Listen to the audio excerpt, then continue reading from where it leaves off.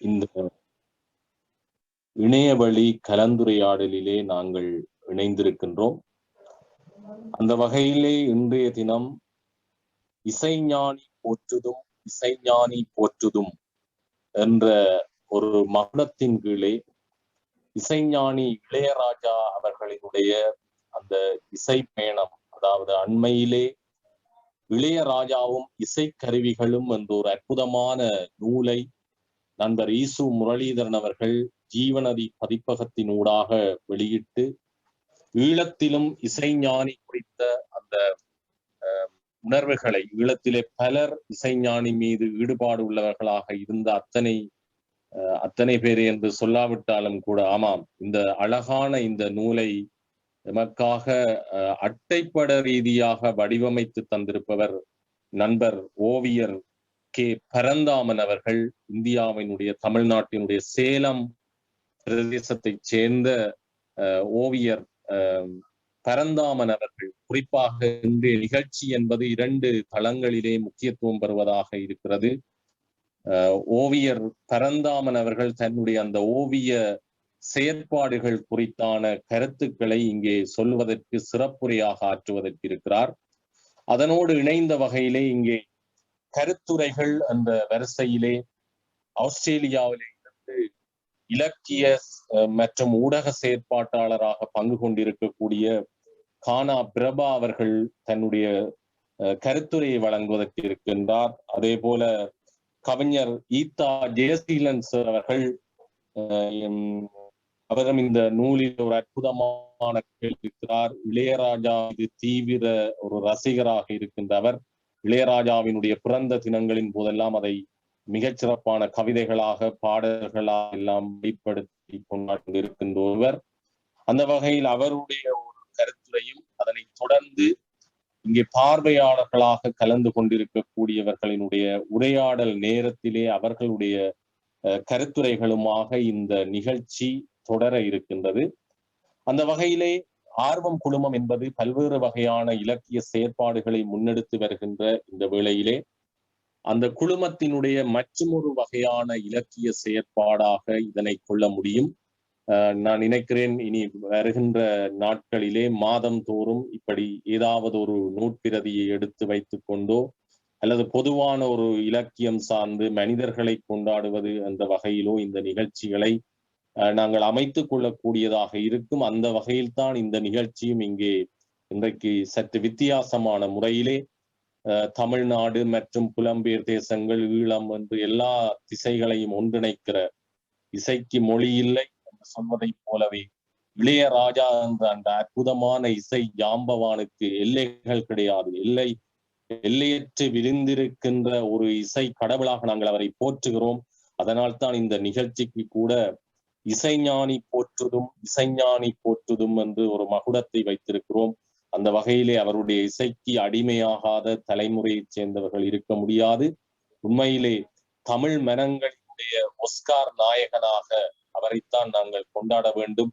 அவருடைய இசை அன்னக்கிளி என்ற அந்த படத்துக்கு பிறகு வந்திருக்கக்கூடிய இசை பயணத்திலே பலரையும் ஈர்த்திருக்கக்கூடிய அந்த இசை கடவுளை, இசை ஞானியை நாங்களும் இன்றைக்கு நினைப்பதற்கும், அவற்றினூடாக குறிப்பாக இந்த ஓவியங்களை வரைந்திருக்கக்கூடிய நண்பர் இங்கே இணைந்திருக்கிற பரந்தாமன் அவர்கள் உண்மையிலே இந்த நூலை பார்த்தவுடனே எங்களுக்கு வாசிக்க தூண்டுவதிலே அதனுடைய தொகுப்பாளரின் முயற்சி, பதிப்பகத்தின் முயற்சி, அங்கே இணைந்திருந்த அத்தனை கலைஞர்களின் முயற்சி என்பதோடு மிக முக்கியமாக தமிழ்நாடு சேலம் மாநகரத்தைச் சேர்ந்த கே பரந்தாமன் அவர்கள் இந்த நுட்பமாக இசைக்கருவிகளை வைத்து இளையராஜாவினுடைய முக உருவத்தை கணனியினுடைய உதவியோடு வரைந்திருக்கிறார்.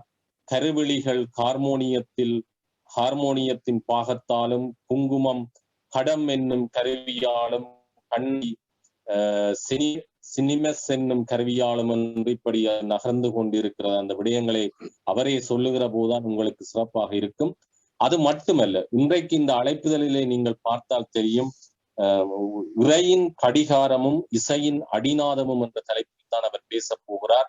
இன்னும் ஒரு முயற்சியும் அவர் செய்திருக்கிறார். குறிப்பாக இந்த அழைப்புதலிலே கூட நாங்கள் ஒரு கடிகாரத்தை காட்சிப்படுத்தி இருக்கிறோம். அந்த கடிகார உருவாக்கம் அந்த கடிகாரத்துக்குள் நுட்பமாக இளையராஜாவின் பிம்பங்களை வைத்து அந்த கடிகாரத்தை அவர் உருவாக்கி இருக்கிறார். எனவே இப்படியான அவருடைய இந்த ஓவிய பயணம், இந்த படிமம் சார்ந்த இந்த வெளிப்பாடுகளை எவ்வாறெல்லாம் அவர் செய்திருக்கிறார் என்பன சார்ந்து அவருடைய முதல் உரை சிறப்புரையாக இறையின் கடிகாரமும் இசையின் அடிநாதமும் என்பதாக இந்த உரை இங்கே அமைய இருக்கிறது.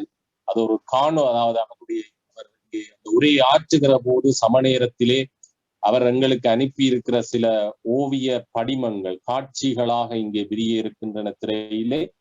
அந்த காட்சிகளுக்கான விளக்கங்களாகவும் அவர் இந்த உரையை அமைத்துக் கொள்ள இருக்கிறார். அந்த வகையிலே ஒரு அற்புதமான ஒரு நிகழ்ச்சியிலே நாங்கள் இணைய இருக்கிறோம். இந்த சூம் செயலியை எங்களுக்கு வழங்கி இருக்கக்கூடிய நண்பர் யாழ்ப்பாண பல்கலைக்கழகத்தினுடைய விரிவுரையாளர் சர்வேஸ்வரா அவர்களுக்கும், ஆர்வம் குழுமத்தினூடாக இந்த நிகழ்ச்சிகளை பின்னணியாக இருந்து இயக்கி கொண்டிருக்கக்கூடிய நண்பர் யாழ்ப்பாண பல்கலைக்கழகத்தினுடைய தமிழ்துறை விரிவுரையாளர் நண்பர் அஜந்தகுமார் அவர்களுக்கும், இவற்றுக்கெல்லாம் பின்னணியாக இந்த நிகழ்ச்சி இன்றைக்கு நடக்கிறது என்றால் இதற்கு பின்னணியாக இப்படி ஒரு சிந்தனையை கருவாக கொண்டு இளையராஜாவும் இசைக்கருவிகளும் என்ற அந்த அற்புதமான நூலை தொகுத்து தந்திருக்கக்கூடிய தொகுப்பாளர் பரிமாண ஆற்றல் கொண்ட படைப்பாளர் தமிழ் ஆசான் ஈசு முரளிதரன் அவர்களுக்கும் இந்த வேளையிலே நான் ஒரு நன்றியை சொல்லிக்கொண்டு, என்றால் அது பிற்பட சொல்ல வேண்டிய ஒரு விடயமாக இருந்தாலும் முற்படவே அவற்றை நான் சொல்லிக்கொண்டு இப்பொழுது உரையிலே முதலாவதாக இங்கே சிறப்புரையாற்றுவதற்காக நாம் அன்போடு இறையின் கடிகாரமும்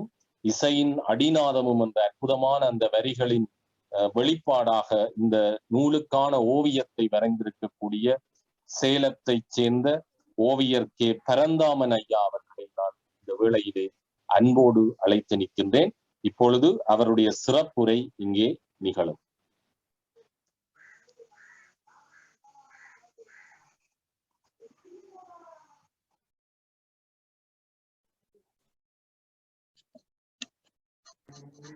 ஐயா வணக்கம். உலகெங்கிலும் கோடிக்கணக்கான ஐயா கேக்குதுங்களா? கோடிக்கணக்கான இசைஞானி இளையராஜா ஐயா அவர்கள் இசை ஃபாலோவர்ஸ் என்று சொல்லக்கூடிய அவர்களுடைய பின்தொடர்ச்சியாளர்களாக 3 தலைமுறைகளாக தொடர்ந்து வரும் அனைத்து உள்ளங்களுக்கும் எனது முதல் கண் வணக்கத்தை தெரிவித்துக் கொள்கிறேன். இந்த நிகழ்ச்சியை ஏற்பாடு செய்து கொடுத்தமைக்கு கவிஞர் ஆசிரியர் முரளிதரன் ஐயா அவர்களுக்கும், இளையராஜாவும் இசைக்கருவிகளும் என்ற தொகுப்பு புத்தகத்தின் ஊடே ஆசிரியர்கள், பல்வேறு ஆசிரியர்கள் அவர்களுக்கு தாம் எந்த விதத்தில் எந்த கருவியை கொண்டு அவர்கள் பாதிப்பு அடைந்திருக்கிறார்களோ, பாதிப்பு என்பது எந்த வகையில் வேண்டுமானாலும் சொல்லலாம், அப்படி அவர்கள் ஒவ்வொருவரும் தனது விருப்பத்திற்கு ஏற்ப ஒவ்வொரு இசைக்கருவியையும் அவர்கள் ஒரு தலைப்புகளிலே எடுத்துக்கொண்டு அதை விரிவுரையாக்கம் செய்திருக்கிறார். அந்த வகையிலே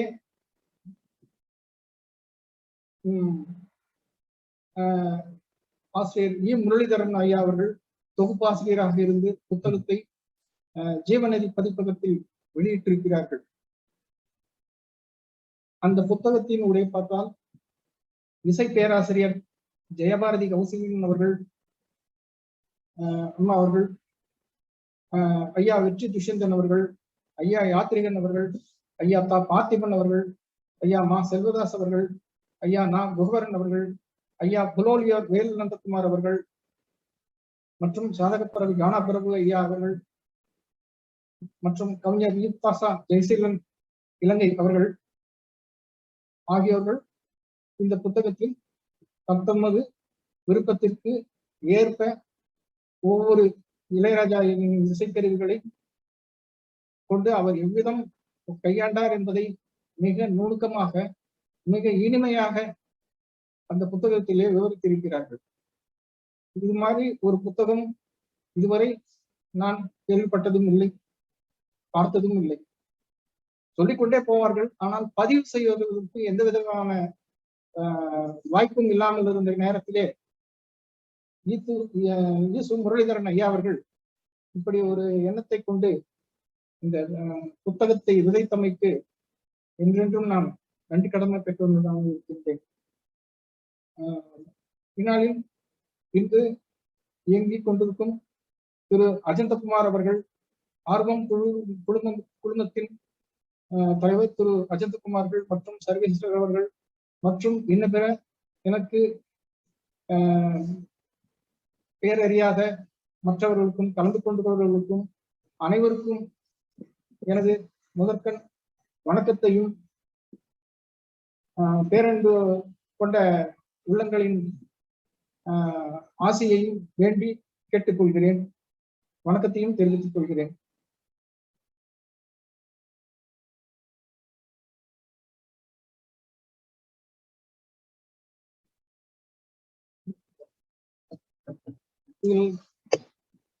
கடிகாரத்தில்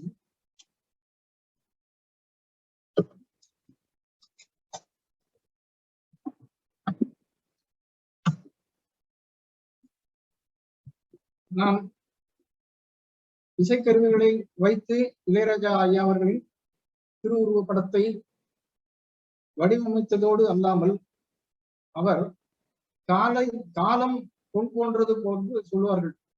ஆனால் காலத்தை கடந்து காலத்தை விஞ்சி நிற்பவர். எனவே காலமும் அவருக்கும் ஆன நட்பும் அதற்குண்டான பலமும் மிக மிக அருமையானது. ஏன் காலத்தை வைத்து ஒரு கடிகாரத்தை அவருடைய வாழ்க்கை வரலாற்றை அப்படியே பிரதிபலிக்குமாறு செய்யக்கூடாது என்று நான் நினைத்தேன். அதனை அவருடைய எல்லா டேட்டாஸும் அவருடைய சம்பந்தப்பட்ட இளமை காலம் முதல் அவருடைய இன்றைய காலம் வரை என்னென்னலாம் சாதித்திருக்கிறார், என்னென்னலாம் சொல்லியிருக்கிறார் உலகத்திற்கு என்று அடிப்படையாக வைத்துக் கொண்டு நான் 1லிருந்து 12 அவர் 1லிருந்து 12க்குள் அடங்காதவர். ஆனாலும் ரெஸ்ட்ரிக்ஷனாக செய்து கொண்டு நான் இந்த ஒரு கடிகாரத்தை ஏன் வடிவமைக்க கூடாது என்று நான் புறப்பட்டு சென்ற போது வடிவமைப்பாளர்கள் மற்றும் இசையை பற்றி நன்கு தெரிந்தவர்கள் அவர்களுடன் நான் ஆலோசித்தேன். ஆனால் இதை செய்வதற்கு யாரும் முன்வரவில்லை. நான் ஓவியர்களிடம், பிரபல ஓவியர்களிடம், பல்வேறு ஓவியர்களிடம் நான் சென்று இந்த மாதிரி ஒன்று நான் செய்ய வேண்டும், எனக்கு உதவி செய்ய எனக்கு எதுவும் வாய்ப்பு இருக்கிறதா என்று நான் கேட்டேன். அப்போது அவர்கள் டேட்டாஸ் வேண்டுமானால் கலெக்ட் பண்ணி வாங்குங்கள், ஆனால் வடிவமைப்பது என்பது மிக மிக சிரமம். 1 என்று வைப்போம், ஆனால் அந்த 1 என்பதற்குள் எத்தனை எல்லாம் நீங்கள் வைக்க வேண்டியதா இருக்கும் என்றார்கள். இருக்கலாம், 1 2 இருக்கலாம், அதிகமாக கூட இருக்கலாம். 1 சொல்லும் போது 1 கூட இருக்கலாம், 10 போது 10 கூட இருக்கலாம் அப்படின்னு நான் சொன்னேன். இது ரொம்ப சிரமம் அப்படின்றார்கள்.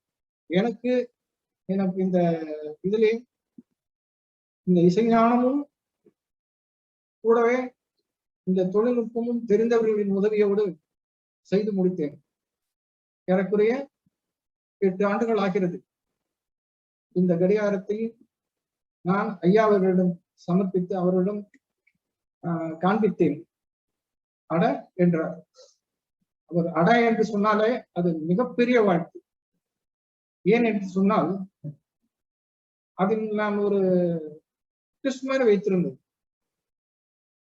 1 என்று அந்த கடிகாரத்தில் 1 2 3 என்று 12 வரை சொல்லப்படுவதில் 1 என்று சொல்வதில் ஐயா அவர்கள் தனது இளமை காலத்தில்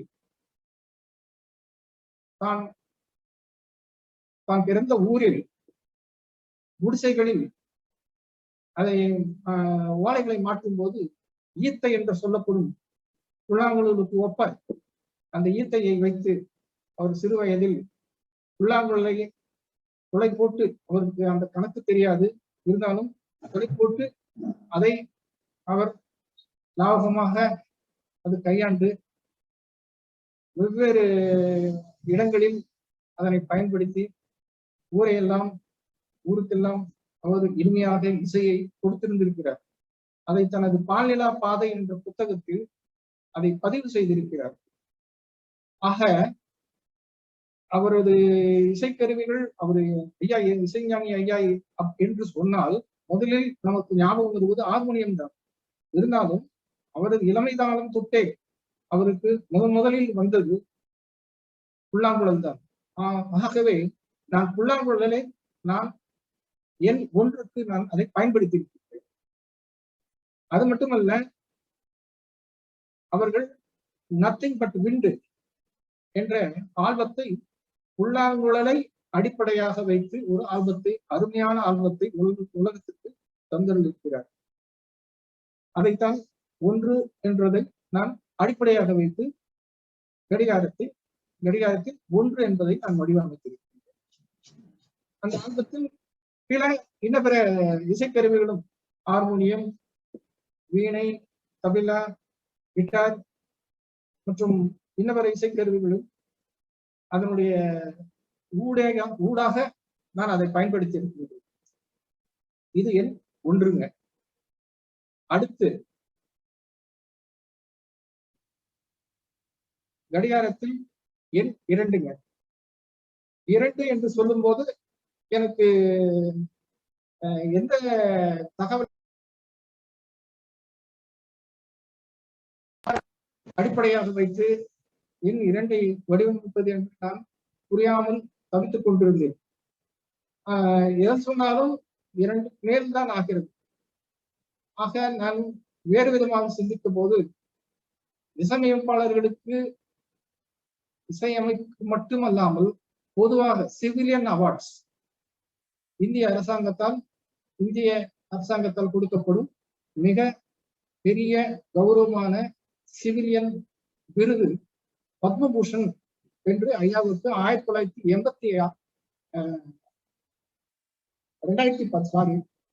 2010ஆம் ஆண்டு கொடுக்கப்பட்டிருக்கிறது. அதற்கடுத்து 2 ஆண்டுகள் கழித்து அதே இந்திய அரசாங்கம் சங்கீத நாட்டு அகாடமி அவார்ட் என்ற ஒரு விருது அளிக்கப்பட்டிருக்கிறது. அதுவும் இந்திய மத்திய அரசாங்கத்தால் வழங்கப்பட்டிருக்கிறது. ஆகவே நான் இந்த 2ஐ மட்டும் நான், அதாவது இசையமைப்பு என்பதை மட்டுமல்லாமல் தனிப்பட்ட அவருடைய உயரிய செயலுக்காகவும் தொண்டிற்காகவும் கொடுக்கப்படும் மிகப்பெரிய விருதுகளை இரண்டையும் அடிப்படையாக வைத்து அதை அச்சு அசலாக நானே வடிவமைத்திருக்கிறேன். அதனை 2ஆக எண் 2இல் கடிகாரத்தில் எண் 2இல் நான் அதை பயன்படுத்தி இருக்கின்றேன். அது மட்டுமல்லாமல் how to name it nothing but wind how to name it என்ற ஆல்பம் 1986 1988 நத்திங் பட் விண்டு என்ற ஆல்பம் வெளிவந்திருக்கிறது. இந்த 2 ஆல்பங்களை இதுவரை நான் சொல்லுவேன், இதை விட மிக சிறப்பான ஆல்பம் எதுவுமே இருந்திருக்காது என்று நினைக்கின்றேன். அவ்வளவு மெசேஜ் சொல்லி இருக்கின்றார்.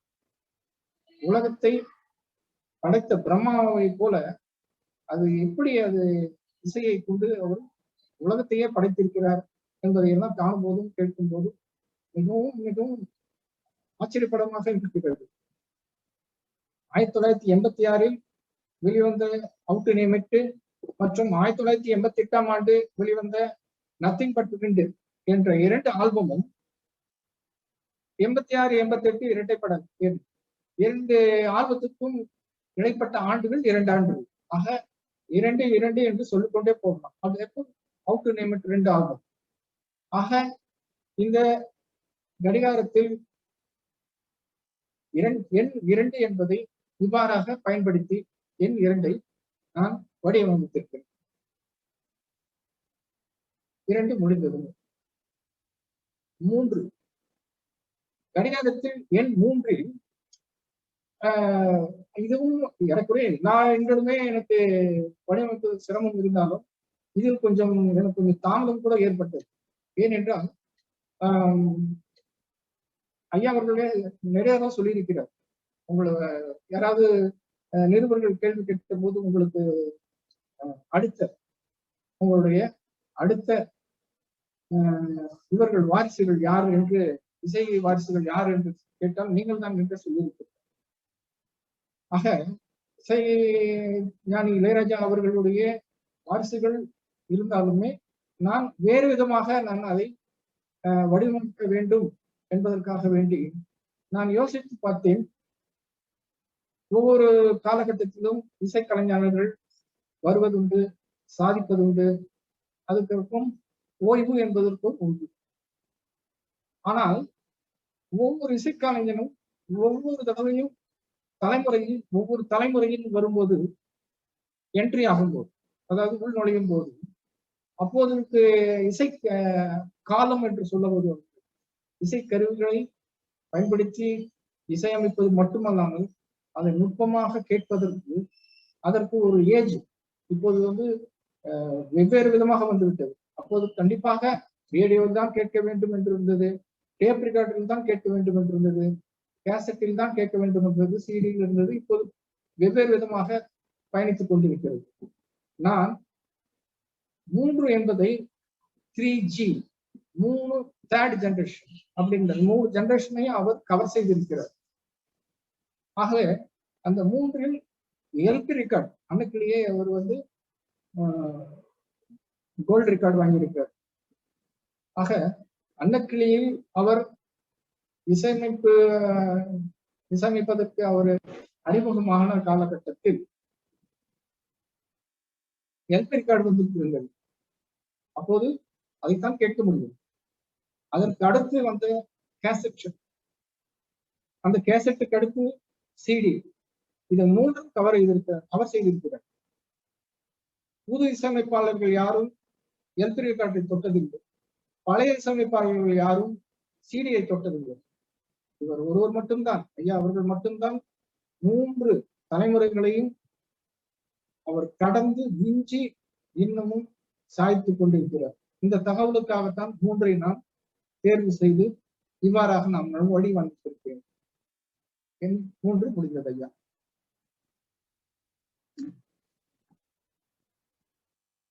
கடிகாரத்தில் எண் 4.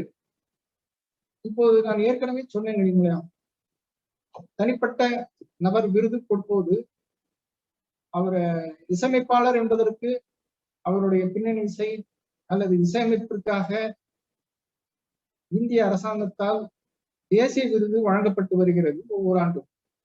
அவர் 4 விருதுகள் பெற்றிருக்கிறார். அதை 4 என்ற எண்ணில் அந்த தாமரைப்பூ வடிவத்தில் இந்திய அரசாங்கத்தால் வழங்கப்படுகின்ற தேசிய விருதை நான் தாமரைப்பூ வடிவத்தில் 4 என்ற வடிவத்தை நான் வடிவமைத்திருக்கிறேன். 1988 சாகர சங்கமம் என்ற தெலுங்கு படத்திற்காக தேசிய விருது. அதே போல் 1987 சிந்து பைரவி என்கிற தமிழ் படத்தில் தேசிய விருது. 1989 ஆண்டில் ருத்ர வீணா என்கிற தெலுங்கு படத்திற்கான தேசிய விருது மற்றும் பழசிராஜா என்கிற மலையாள படத்திற்கான சிறந்த பின்னணி இசையமைப்பிற்காக வழங்கப்பட்ட தேசிய விருது 2009 ஆண்டு. ஆக மொத்தம் 4 தேசிய விருதுகள் அவருக்கு வழங்கப்பட்டது. ஆகவே தாமரைப்பூ வடிவத்தை அடிப்படையாக கொண்டு என் வடிவம் 4 என்கிற எண்ணை நான் கடிகாரத்தில் வடிவமைத்திருக்கிறேன். அதில் அவர் சாகர சங்கமம், சிந்து பைரவி, பழசிராஜா மற்றும் ருத்ரவீணாவிற்குண்டான கேசட்டுகளையும் அதனுடைய முகப்பு அட்டையை பயன்படுத்தி இந்த அட்டையை பூர்த்தி செய்திருக்கின்றேன். எண் 4 முடிந்தது. அடுத்தது எண் 5ற்கான வடிவம். இது எவ்வாறு வடிவமைப்பது என்று திருப்பும் ஒரே குழப்பமாக இருந்த போது ஏறக்குறைய அப்போதுதான் ஒடிசாவில் இருந்து ஒரு விருது கொடுத்ததாக சொன்னார். ஏன் இப்படி யோசிக்க கூடாது? தமிழ்நாட்டில் மட்டுமல்ல அவரை சிலாயிப்பதும், அவரை பாராட்டுவதும், அவரை நினைத்து உருகுவதும் உலகம் முழுவதும் அது போல இருக்கிறார்கள். இருந்தாலும் ஒவ்வொரு மாநில அரசாங்கம் அவரை எவ்வாறு கௌரவித்தது என்பதை நான் காணும்போது தமிழ்நாடு மட்டுமல்லாமல் கேரளா, ஆந்திரா, அப்புறம் மத்திய பிரதேசம், ஒடிசா ஆகிய மாநிலங்களும் அவருக்கு விருது அளித்து பாராட்டு கொடுத்திருக்கிறது. சொல்லப்போனால் விருது அவரை என்றுமே கௌரவிக்குவதில்லை, அவரால் தான் விருதுகள் கௌரவிக்கப்படுகிறது, அப்படித்தான் சொல்ல வேண்டும். ஆகவே Tamil Nadu state award, Kerala state award, Andhra state award, Madhya Pradesh state award, Odisha state award ஆகிய 5 அப்போது நான் வடிவமைத்துக் கொண்டிருக்கும் போது அந்த 5 என்பதற்கு உரிய மாநில விருதுகளை பெற்றிருந்த சமயத்தில் எனக்கு இந்த 5 என்பதை அடிப்படையாக கொண்டு எண் 5 நான் வடிவமைத்திருக்கின்றேன். முடிந்தது. அப்புறம் 6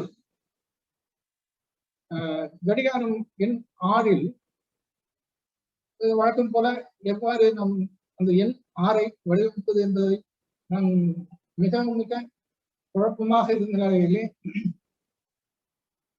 இளையராஜா ஐயா அவர்களுக்கு மிகவும் பிடித்தமானது என்ற ஒரு சப்ஜெக்டில் கொண்டு போனால் என்ன என்று நான் நினைத்த போது முதலில் எனக்கு நினைவுக்கு வந்தவர் கடவுளாக போட்டும் அவரது தாயார் சின்ன தாயம்மா அவர்கள் அவருடைய காதிலே பாம்படம் என்று சொல்லப்படும் அந்த காலத்து காதணிகளை அவர் அணிந்திருப்பார். இந்த காதணியை வைத்து என் 6 அதை இடம்பெற செய்திருக்கின்றேன். அதே போல ஐயா அவர்கள் கொல்லூர் மூகாம்பிகை அம்மா அவர்களின் மிக அவருடைய மிக பெரிய தீவிரமான ரசிகரும் தீவிரமான பக்திமான் அவர்களும் நன்றாக தெரியும். ஆகவே சந்திரக்கொடி சூரியக்கொடி இடம்பெற்றிருக்கும் தாய் மூகாம்பிகை அம்மா அவர்களின் தாய் மூகாம்பிகை அம்மன் அவர்களின் இடம்பெற்றிருக்கும் சந்திர சூரிய கொடியை எண் 6 2வதாக வைத்து வடிவமைத்திருக்கிறேன். 3வதாக லட்சுமி என்கிற லட்சுமி கடவுள் படம் அவர்கள் நீண்ட நாட்களாக வைத்திருந்ததாக நான் கேள்விப்பட்டதுதான் லட்சுமி தேவி படத்தையும் நான் அதில் இடம்பெற செய்திருக்கின்றேன். அதே போல ஆரம்ப கட்டத்தில் ஏன் இப்போதும் கூட அவர் முதலில் பயன்படுத்திய அந்த ஸ்ரீ சாய்பாபா அவருடைய தீவிர பக்தர் என்பதையும் உங்களுக்கு தெரியும். அப்போது அவரை குறித்த படங்களுக்கும் வெளிவந்திருக்கின்றன. அதற்காக ஐயா அவர்கள் இசையமைத்திற்கு போட்டிருக்கிறார். ஆகவே ஸ்ரீ பகவான் சாய்பாபா அவர்களுடைய படமும் இடம்பெற செய்திருக்கின்றேன். ஸ்ரீ ரமண மகரிஷி அவர்கள் ஸ்ரீ ரமணா அவர்கள் அவருடைய மிகப்பெரிய மிகவும் ஆராய்ச்சி மிகவும் பக்தி கொண்டவர். ஆகவே அவரை 5வதாக இடம் பெற்றிருக்கிறது. 6வதாக நடராஜர் அவர் நான் ஒரு தடவை நான் செல்லிருக்கும் போது அடிக்கடி இங்க அவர் வந்து கொண்டிருக்கின்றார் அப்படின்னு சொல்லும் போது இந்த நடராஜர் என்கிற உருவத்தை அது 6வதாக அதில் இடம்பெற செய்திருக்கின்றார். இவ்வாறாக கடிகாரம் எண் 6 இந்த 6 தெய்வங்களை வைத்து வடிவமைத்திருக்கின்றேன். 6 முடிந்ததுமே 7 இவர் ஐயா அவர்கள் தமிழ், தெலுங்கு, மலையாளம், கன்னடம், இந்தி, ஆங்கிலம் மற்றும் மராத்தி ஆகிய 7 மொழிகளில் அவர் இசையமைத்திருக்கின்றார். இது மிகப்பெரிய சாதனை. ஒரு இசையமைப்பாளர் அவரது பிறந்த இடம் சார்ந்த அந்த அவர்கள் அந்த இசை பாட்டு ஆகியவற்றை உள்வாங்கிக் கொண்டு அவர் வளர்கிறார்கள். அதனால் அதன் மண் சார்ந்த இசையமைப்பை அவரால் கண்டிப்பாக செய்ய முடியும். ஆனால் ஒவ்வொரு மாநிலத்திலும் தெலுங்கு என்றால் ஆந்திரம், அதே போல மலையாளம் என்றால் கேரளா, மலையாளம் என்றால் கர்நாடகம், ஹிந்தி என்றால் அங்கே வடநாட்டில், இங்கிலீஷ் தி பிளட் ஸ்டோன் என்ற படத்தில் அவர் இசையமைத்திருக்கின்றார். மராட்டியில் ஒரு படத்தில் அவர் இசையமைத்திருக்கின்றார். இதில் நான் கேள்விப்பட்ட விஷயம் ஒன்று என்னவென்றால், மராத்தியில் எனக்கு நெருங்கிய நண்பர் ஒருவர், அவருக்கு மிக நெருங்கிய நண்பராக இருந்தார் மராத்தி, மகாராஷ்டிரா. மராட்டி அப்படின்னு சொல்லும் போது அவரு உங்களுடைய இளையராஜாவை நான் கண்டிப்பாக நான் உங்களுக்கு தெரிந்து, ஆனால் அந்த படத்தில் எங்கள் மண் சார்ந்த ஒரு ஒட்டுதலோடு அதை இசையமைத்திருக்கின்றார் என்று இவர் மட்டுமல்ல, எல்லா மாநிலத்தில் உள்ளவர்களும் தங்களது மண் சார்ந்த பாடல்களை, இசையமைப்பை, இசை நுணுக்கத்தை வைத்துக் கொண்டு இவ்வாறு உள்வாங்கிக் கொண்டு இசையமைத்து தருகிறார் என்பது இதுவரையிலும் எனக்கு தெரியாத ஒரு புதிராகவே இருக்கின்றது. அது மட்டுமல்லாமல் சரி கம பதனிச அப்படிங்கிற அந்த ஸ்வரம், 7 ஸ்வரங்கள், அதனையும் அடிப்படையாக வைத்திருக்கின்றேன். மற்றும் அவர் சிறிய வயதில்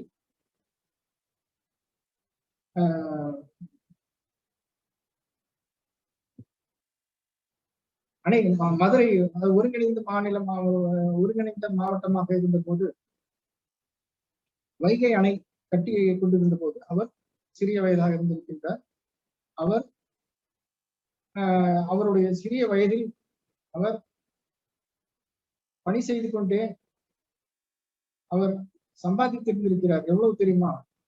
7 1 ரூபாய் நோட்டுகள், அவர் புதிய 1 ரூபாய் நோட்டுகளை அவர் சம்பாதித்திருந்திருக்கின்றார். எனக்கு பிற்காலத்தில் எனக்கு பணம் பெற்ற போதும், எனக்கு இதுவரையிலும் நான் பெற்ற 7 புதிய 1 ரூபாய் நோட்டுகள் கொடுத்த அந்த திருப்தி இதுவரை எதுவும் தந்ததில்லை என்று ஒருவர் பதிவு செய்திருக்கிறார். ஏன் அந்த 7 1 ரூபாய் நோட்டுகளை வைத்து 7ஆக வடிவமைக்க கூடாது என்று எண்ணித்தான் அந்த 7 என்ற எண்ணை நான் வடிவமைத்திருக்கின்றேன். அந்த 7க்கு உண்டான எல்லா படங்களும் தான் இந்த தொகுப்பில் இடம்பெற்றிருக்கிறது. முடிந்தது 7. அடுத்து 8. ஐயா அவர்கள் அஷ்டாவதானி என்று சொல்லுவார்கள். அது போலத்தான் இசை அமைப்பாளர், இசை கோர்வையாளர். இசை அமைப்பாளர் என்பதற்கும் இசை கோர்வையாளர் என்பதற்கும் நிறந்த வேறுபாடுகள் இருக்கின்றது. இசை கோர்வையாளர் என்பவர் இசை குறியீடுகளை வைத்து இசை கருவிகளை, நுட்பங்களை நன்றாக அதை பயன்படுத்துவதற்கும் அதை சொல்லித் தருவதற்கும் மிகுந்த ஞானம் வேண்டும். ஐயா அவர்களுக்கு இயற்கையே அமைந்திருக்கின்றது.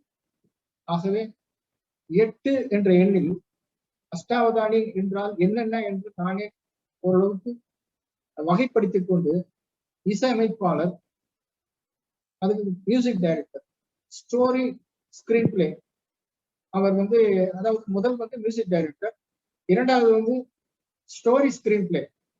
நாடோடி தென்றல் என்ற படத்திற்கு அவர் ஒரு கதை தான். ஆகவே அவர் கதை ஆசிரியர். ஆகவே தான் ஸ்டோரி ஸ்கிரீன் பிளே என்று எழுதியிருக்கிறது. மூணாவது பெஸ்ட் போட்டோகிராஃபர். அவருடைய புகைப்படங்கள் மிகவும் நுட்பமானவை. மிக பிரபலமாக இருந்து கொண்டிருக்கும் புகைப்பட கலைஞர்களையே கரிகலம் கடித்து வைத்திருக்கும் போது அவர் புகைப்படம் எடுத்திருக்கின்றார். அவர்களே ஒப்புக்கொண்டிருக்கின்றார்.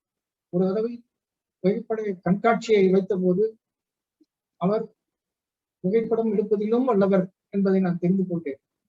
ஆகவே மூன்றாவதாக பெஸ்ட் போட்டோகிராஃபர் என்ற வகையில் அதை வகைப்படுத்தியிருக்கின்றேன். நான்காவதாக ஆர்டிஸ்ட் என்று நான் கேள்விப்பட்டிருக்கின்றேன். ஆர்டிஸ்ட் என்று சொன்னால் வண்ண வண்ண ஓவியங்களை வரையவில்லை. அவரே ஒரு தடவை சொல்லியிருக்கின்றார், நான் பென்சில் மட்டும் வைத்துக் கொண்டு ஓவியங்கள் வரைந்திருக்கின்றேன், ஆனால் அதற்கு ஆதாரமாக இதுவரை எந்த விதமான படமும் நான் வரைந்த படமும் தற்போது என்னிடம் இல்லை என்று ஒப்புக்கொண்டிருக்கிறார். ஆகவே அவர் ஒரு மிக சிறந்த எதிலுமே அவர் எழுதக்கூடிய தன்மை கொண்டவர் என்பதனால் ஆர்டிஸ்ட் என்பதனால் நமக்கு அது இஷ்டம் இல்லாமல் இருந்திருக்கலாம். ஆனால் ஆகவே ஆர்டிஸ்ட் என்ற வகையிலே நான்காவதாக. ஐந்தாவதாக சிங்கர். அவர் 16 வயது நிலை படத்திலே சோளம் விதைக்கல என்ற பாடலை பாடிக்கொண்டு வந்திருக்கின்றார். அதுதான் அவர் முதல் பாடல். ஆகவே சிங்கர் என்று. இதயம் ஒரு கோயில் என்ற பாடல் எழுதியதன் மூலம் அவர் பாடலாசிரியர் ஆக அறிமுகமாக இருக்கிறார். அதே போல ஏகப்பட்ட புத்தகங்களை எழுதியிருக்கின்றார். பாலிலா பாதி துவக்கம். ஆகவே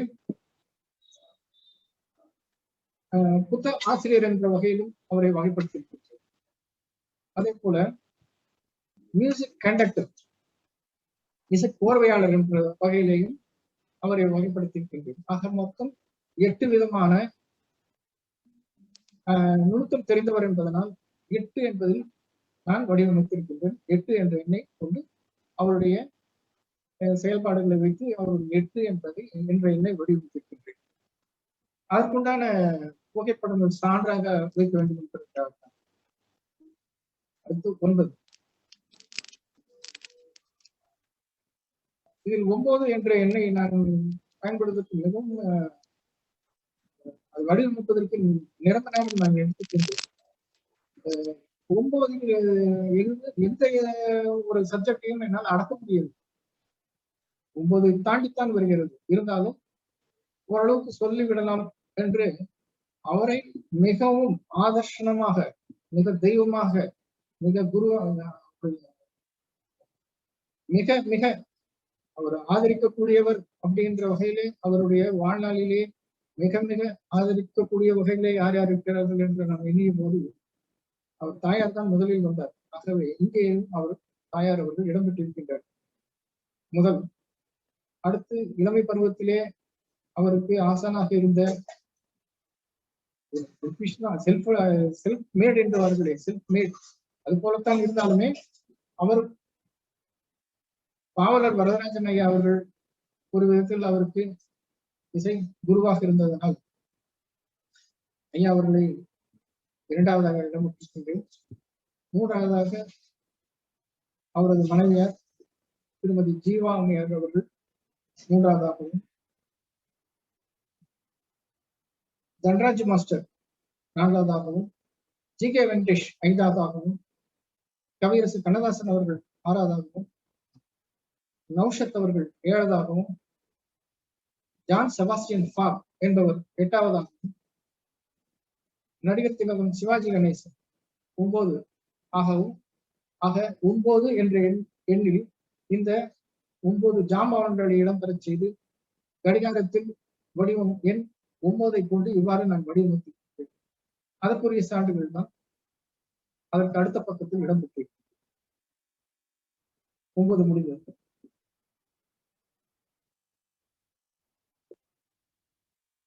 10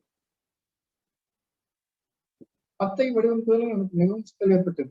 ஏனென்றால் எவ்வாறு சொல்வது என்று எனக்கு ஒன்றும் புரியவில்லை. இருந்தாலும் சொல்லித்தான் நாம் தேர வேண்டும் என்பதற்காக வேண்டி ஒற்றை எண்ணாக இருக்கும்போது அதை பத்தி நமக்கு வடிவமைப்பதில் நமக்கு எந்த விதமான சிக்கலும் ஏற்படுகிறது. ஆனால் 10 என்ற இருவேறுபட்ட ஒன்று வட்டு வடிவமும் ஒற்றை உயர்மான வடிவமும் கொண்டு 10 என்பதை எந்த வகையிலுமே என்னால் வடிவமைப்பதற்கு இயலவில்லை. முயன்று பார்த்தேன். முடிவில் வேறு வழி இல்லாமல் ஒரு பாடல் எவ்வாறு உருவாகிறது என்பதை அடிப்படையாக வைத்து அதனை நினைத்துத்தான் நான் இந்த 10 என்ற எண்ணை நான் வடிவமைத்திருக்கின்றேன். ஒரு பாடலை பதிவு செய்வதற்கு மைக்கு தேவை. அது மைக்கை மேல் பகுதியும் அந்த பாடலுக்கு எழுத வேண்டிய சூழ்நிலைக்கு எழுத வேண்டிய அந்த பாடலை எழுதுவதற்கு பேனா தேவைப்படுகிறது. ஆகவே மைக்கின் கீழே பேனாவை வடிவமைத்திருக்கேன். அது எண் 1ஆக 10 எண் 1ஆக வடிவமைத்திருக்கின்றேன். அடுத்து சூரியம் என்று சொல்வார்களே 0, அந்த ஒன்றுக்கு அடுத்து அந்த பூஜ்ஜியத்தில் என்ன வைத்து ஏகப்பட்ட தகவல்களை வைத்துக் கொண்டிருந்தாலுமே கூட, இருந்தாலும் 10ல் அடக்குவதற்கு நிறைய தகவல்கள் இருந்தாலுமே கூட, இதை ஒட்டினா போல வேறு சங்கதிகளை தான் சொல்லலாமே என்று யோசித்த போது, இசை என்பது மிகவும் முக்கியமானதாக கருதப்பட்டதனால், அந்த மத்தளத்தின் ஒரு பகுதி இருக்கிறது இல்லையா, அதன் ஒரு பகுதியைத்தான் நான் வட்டமாக வைத்து வடிவமைத்திருக்கிறேன். அது இல்லாமல் ராயல் பிலார்மோனிக் ஆர்கெஸ்ட்ராவில் அவர் சிம்பொனி அவர் வடிவமைத்ததனால் அதனுடைய ஒரிஜினல் அந்த லோகோவை அதில் உள்ள பயன்படுத்தியிருக்கிறேன். ஆக 10 என்ற எண்ணை இவ்வாறு நான் வடிவமைத்திருக்கிறேன். அதுக்கு உண்டான தகவல்கள் எல்லாம் இடம்பெறும். 11 10 போன்று இந்த 11 இந்த 11 என்ற எழுத்தை என்ற எண்ணை எந்த எழுத்தை வைத்து வடிவமைப்பது அல்லது எந்த வடிவத்தை வைத்து வடிவமைப்பது என்ற மிகப்பெரிய குழப்பத்தில் இருந்தபோது, ஐயா அவர்கள் இளமை காலத்தில் ட்ரினிட்டி காலேஜ் ஆஃப் மியூசிக் லண்டனில் அவர் அஞ்சல் வழியில் இசை பயின்று அவர் டிஸ்டிங்ஷன் வாங்கியிருக்கிறார் என்று கேள்விப்பட்டவுடன், அப்போது அந்த ட்ரினிட்டி காலேஜ் எப்படித்தான் இருக்கிறது என்று சர்ச் செய்து பார்க்கும்போது அதனுடைய கோபுரங்கள் உயர்ந்து காணப்பட்டது. ஏன் அதை அடிப்படையாக வைத்து இரட்டை கோபுரங்களை வைத்து 11 கடிகாரத்தில் 12 1 முதல் 12 வரை உள்ள கடிகார எண்ணில் எண் 11 ஏன் இவ்வாறு வடிவமைக்கக்கூடாது என்று நான் எண்ணி அந்த 11 நான் இவ்வாறு வடிவமைத்திருக்கின்றேன். நடுவில் அந்த கிட்டார் போன்ற வடிவமும் மற்றும் தங்க மெடல் வாங்கியிருக்கிறார் என்பதற்கான ஒரு சான்றையும் நான் அதில் பதிவு செய்திருக்கின்றேன். அதற்குரிய சான்றுகள் தான் பக்கத்தில் இருக்கு. அடுத்து 12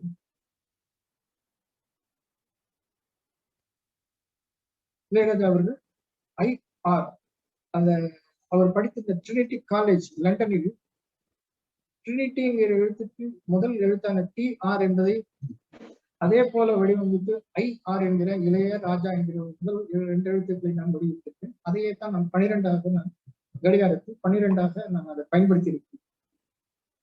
இந்த 12 1 முதல் 12 வரையில் உள்ள அந்த எண்களை கொண்டு நான் ஐயா அவர்களிடம் நான் காண்பித்த போது எல்லாவற்றையும் ஆச்சரியமாக கேட்டுக் கொண்டிருந்த இது எவ்வளவு நேரம் ஆனது என்று கேட்டார். நான் சொன்னேன், நீண்ட நாட்கள் நான் எடுத்துக்கொண்டேன் சொன்னேன். அதே போல அந்த கடிகாரத்தில் திரும்பவும் அந்த கடிகாரத்தை நான் காண்பித்து கேட்டுக்கொண்டேன்.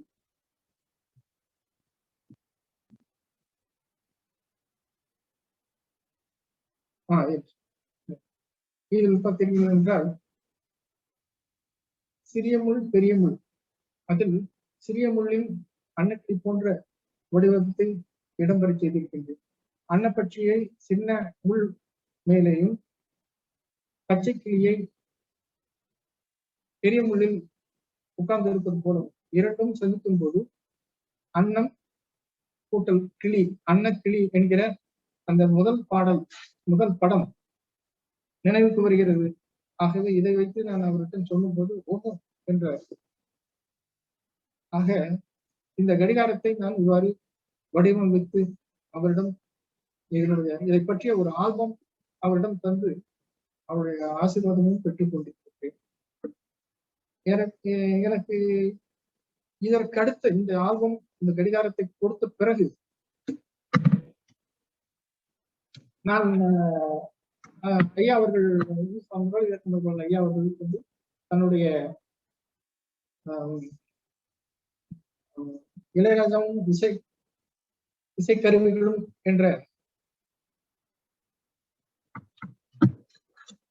புத்தகத்திற்கு அவரது முகப்பு கட்டுரைக்கு வேண்டும் என்று சொன்னதன் பேரில் நான் வடிவமைத்து கொடுத்த இளையராஜா அவர்களின் திருவுருவம் இசைக்கருவிகளை கொண்டு வடிவமைத்திருக்கின்றேன்.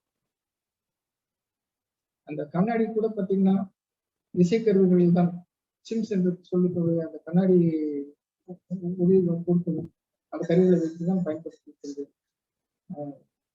குங்குமத்திற்கு கடத்தை பயன்படுத்தி இருக்கின்றேன். எப்படி பார்த்தாலும் அவருடைய அவருடைய லைட் ஃபோக்கஸிங்ல இருக்கும்போது கொஞ்சம் கூட இது வந்து அவுட் ஃபோக்கஸ் ஆகாம இருக்கணுங்கிறதுக்காக கணக்கிட்டு நாங்கள் ஒவ்வொரு இசைக்கருவியும் அது எந்த கலர்ல இருக்கணும், எந்த வடிவத்துல இருக்கணும், எந்த இடத்துல பயன்படுத்தணும், எந்த அளவுல பயன்படுத்தணுங்கிறது தான் இதுல வந்து. மற்றபடி இது ரொம்ப பெரிய விஷயமே கிடையாது அப்படின்னு சொல்லலாம். இருந்தாலுமே இது வந்து அவருடைய இந்த சைட் போஸ் ரொம்ப மிக பிரபலமானது. ஆனாலுமே இதை நான் அவருடைய இசைக்கருவிகளை வைத்துக் கொண்டு ஏன் வடிவமைக்க கூடாது என்பதற்காக வேண்டி நான் ஐயா அவர்களுடைய திருவுருவப் படத்தை இசைக்கருவிகளை கொண்டு நான் வடிவமைத்திருக்கிறேன். அதே போல ஐயா அவர்கள் எனக்கு இந்த ஆல்பத்தின் முகப்பு அட்டைப்படத்தை காண்பிக்க வேண்டுமா கேட்டுக்கொள்கிறேன். அது பச்சையும் மஞ்சளும் பகுதியை கொண்டு வந்திருக்கு.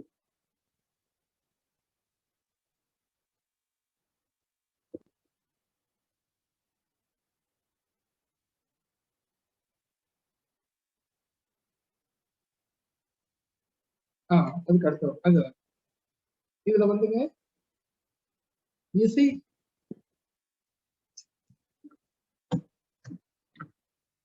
இசை குறியீடுகளை வைத்து அவர் ராஜா என்பதற்காக அவர் கிரீடத்தை நான் இசை குறியீடுகளை வைத்து கிரீடத்தை வடிவமைத்திருக்கிறேன். அதில் மஞ்சள் பகுதியின் பின்னணியில் அதில் நான் வடிவமைத்திருக்கிறேன். அப்போதே ஏறக்குறைய அவர்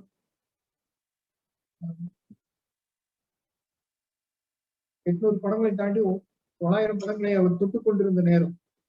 ஆகவே அந்த ஃபாண்ட்களை இளையராஜா ஐயா அவர்களுடைய பெயரை ILAIRAJA என்ற அந்த எழுத்தை பயன்படுத்தி முதல் படத்தில் 100 பணி, இரண்டாவது படத்தில் 1000 நிலைகள், 3ஆம் படத்தில் 4 பாடம் பாடல், 4ஆம் படத்தில் 4ஆம் எழுத்தில் நாயகன், 5ஆம் எழுத்தில் அஞ்சலி என்று எனக்கு அப்போது எனக்கு கொடுக்கப்பட்ட தகவலின் அடிப்படையில் இது பிழையாகவும் இருக்கலாம். ஆனாலும் அவருடைய பெயர் இடம்பெற்றிருக்கிறது, அவருடைய இசையமைத்த படங்கள் இடம்பெற்றிருக்கிறது என்பது மட்டும் மகிழ்ச்சி எனக்கு. அவ்வாறு முகப்பு அட்டையை நான் இவ்வாறு வடிவமைத்திருக்கின்றேன். பச்சை நிற பின்னணியில் அட்டையின் பின்புறமும் நான் வடிவமைத்திருக்கின்றேன். ஐயா அவர்கள் இசை அவருடைய நிகழ்ச்சியிலே அவர் 2 கைகளையும் உயர்த்தும் போது எவ்வாறு இந்திய கருவிகள் அதுவரை அமைதியாக இருந்து கொண்டிருந்தவை எவ்வாறு இனிமையாக இடம்பெயர்கிறது என்ற அந்த மாயஜால நிகழ்ச்சியை அவர் ஒவ்வொருவரும் செய்து காட்டுவது நமக்கு எல்லோருக்கும் தெரியும். ஆகவே அவருடைய 2 கைகளை வைத்துக் கொண்டிருப்பது போல வெள்ளை பின்னணியிலும் உலக படத்தை சங்கீத குறியீடுகளை கொண்டு பிணைத்திருக்கின்றோம். அதில் இந்தியாவில் ஓரளவுக்கு டார்க் ஆகும். அதில் தமிழ்நாட்டை இவருடைய வெள்ளை உடை போலவே, வெள்ளை உள்ளம் போலவே நான் அதை வெள்ளையாக அந்த இடம்பெயர்வு அதை வடிவமைத்திருக்கின்றேன். ஆக உலகில் உள்ள அனைத்து மூலைகளிலும் இவருடைய இசை ஊற்று பாய்ந்திருக்கிறது என்பதற்காக வேண்டி இவ்வாறு நான் அட்டைப்படத்தில் இசைக்கோர்வையாளர் இணைந்திருக்கிறார்கள் என்ற வகையிலே நான் இதை வடிவமைத்திருக்கின்றேன்.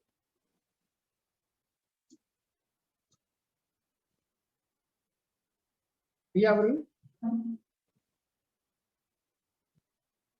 சொல்லுங்க. ஏறக்குறைய 12 முடிந்ததுங்க ஐயா. ஓகே.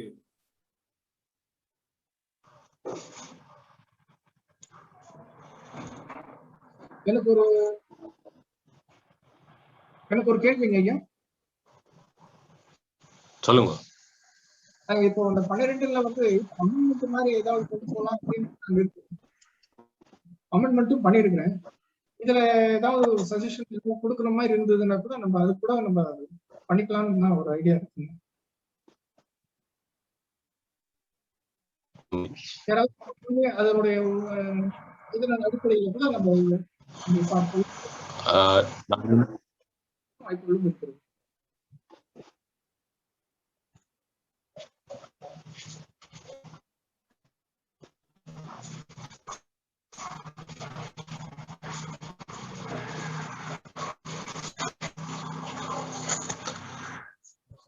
நான் நினைக்கிறேன் அந்த கலந்துரையாடல் நேரத்திலே நாங்கள் மிகுதியாக அவருடைய அந்த கருத்துக்கள் மீதான உங்களுடைய ஆலோசனைகள் அவர் இன்றைக்கு சொன்ன இந்த விடயங்கள் தொடர்பான உங்களுடைய கருத்துக்களை கூட நாங்கள் பகிர்ந்து கொள்வதற்கு அந்த கலந்துரையாடல் நேரத்தை பயன்படுத்தி கொள்ள முடியும் என்று நம்புகிறேன்.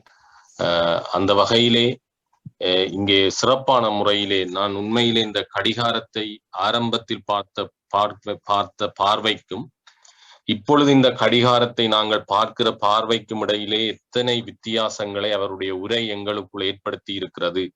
ஒரு கால கடிகாரமாக இந்த கடிகாரம் தருகின்ற அனுபவம், ஒவ்வொரு எண்ணுக்குள்ளும் இருக்கிற அந்த நுட்பம், நான் நினைக்கிறேன் கணனி வரைகளை என்பதையும் ஓவிய சிந்தனைகளையும் ஒன்றிணைத்து மிக நுணுக்கமாக அவர் செதுக்கி இருக்கிற ஒரு படைப்பு, ஒரு தற்புதுமையான படைப்பாக இது இருக்கிறது. இது போன்ற முயற்சியாளர்களுக்கான ஒரு ஒரு ஒரு வழிகாட்டியாக கூட இந்த படைப்பை நாங்கள் கொள்ள முடியும். ஒரு இளையராஜா ஒரு காலத்துக்குள்ளே அடக்க முடியாத ஒருவரை ஒரு கடிகாரத்துக்குள்ளே ஒவ்வொரு இலக்கங்களுக்கும் அவர் சொல்லி இருக்கக்கூடிய விளக்கங்கள் கூட மிக அருமையாக இருந்தது. 3 தலைமுறை இசை, 4 தேசிய விருது, 5 மாநில விருது என்று அந்த ஒவ்வொரு இலக்கங்களையும் அவர் அங்கே உருவாக்கி இருக்கிற விதங்களுக்கு சொன்ன விளக்கங்களும், அந்த முல்லை கூட அன்னம் கிளி என்று அமைத்து சொல்லி இருக்கிற சிறப்புகளும் என்று அத்தனையும் இங்கே சிறப்பாக அமைந்திருக்கிறது. அந்த வகையிலே அவருடைய இந்த முயற்சி என்பது உண்மையிலே இன்றைக்குத்தான் நாங்கள் அவரை இந்த சூம் செயலி கூடாக தரிசித்திருக்கிறோம். அவருடைய இந்த உரை பல சிந்தனை கிளறல்களை எங்களுக்குள்ளும் ஏற்படுத்தி இருக்கிறது.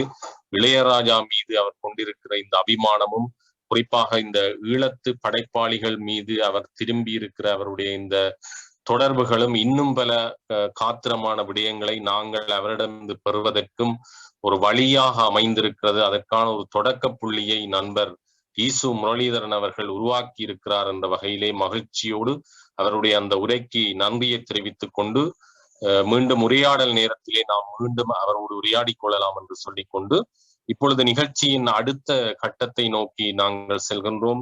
கருத்துரைகள் இங்கே நிகழ இருக்கின்றன.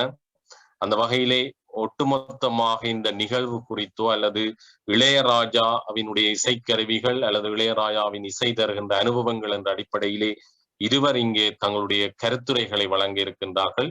எனவே நான் நினைக்கிறேன் ஓரளவுக்கு கருத்துரையாளர்கள் 15 தொடக்கம் 20 நிமிடங்கள் தங்களுடைய கருத்துரைகளை ஆற்றுகிற போது அது கலந்துரையாடல்களுக்கும் வழிவகுப்பதாக இருக்கும் என்று சொல்லிக்கொண்டு அந்த வகையிலே முதலாவதாக கருத்துரை ஆற்றுவதற்காக நாம் அன்போடு அழைப்பது ஆஸ்திரேலியாவிலே இருந்து ஒரு ஊடகவியலாளராக, கலை இலக்கிய பயணியாக சிறந்த பணிகளை ஆற்றி கொண்டிருக்கக்கூடிய நண்பர் கானா பிரபா அவர்கள்.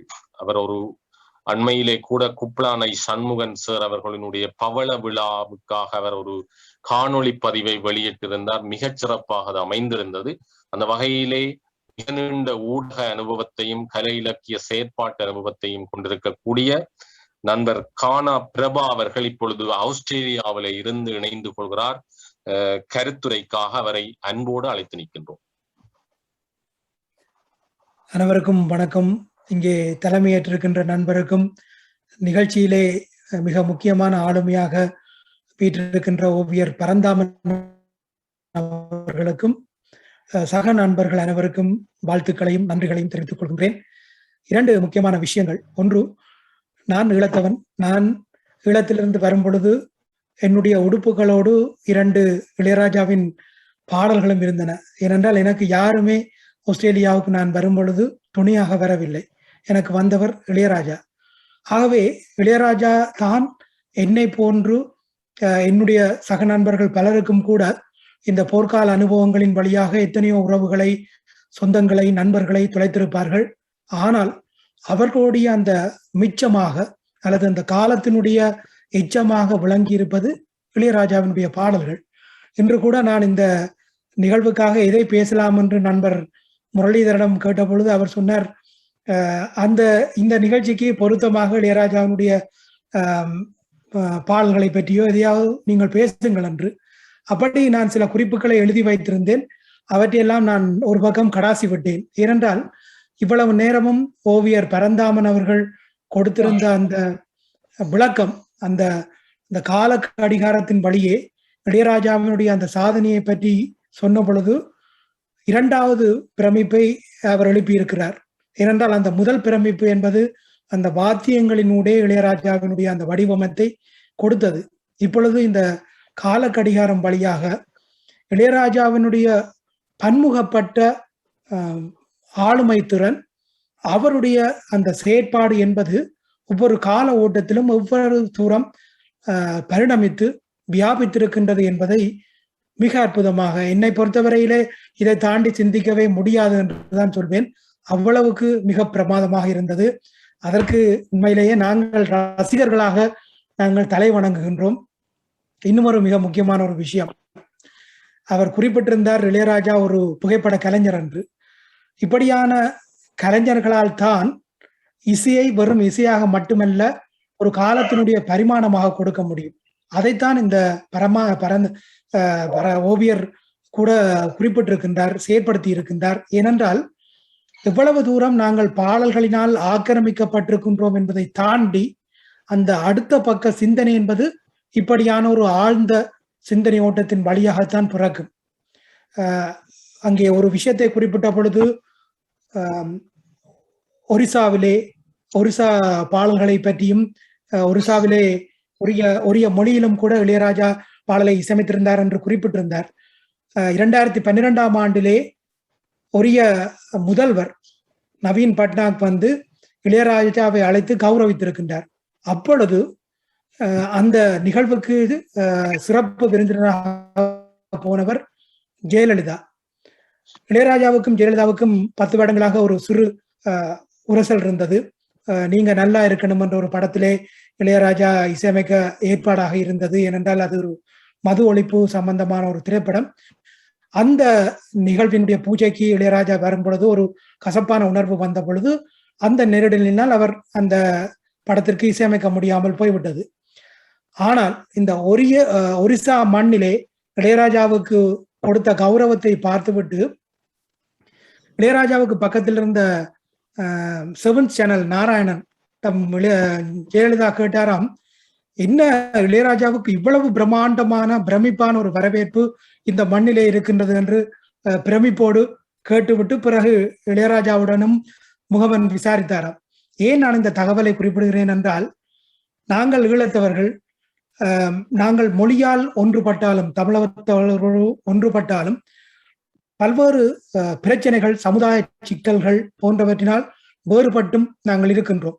ஆனால் எங்களை இணைப்பது இளையராஜாவின் இசை. இளையராஜா எத்தனை ஒரிய மொழி பாடல்களுக்கு இசையமைத்திருக்க முடியும். ஆனால் அவர் அதை தாண்டி அவர் கொடுத்த பல்வேறு மாநில மொழிகளிலே அவர் கொடுத்திருந்த அந்த பங்களிப்பு தான் அந்த மக்களுக்கும் கூட ஒரு பெரிய ஒரு ஆக்கிரமிப்பை உண்டு பண்ணி இருக்கின்றது.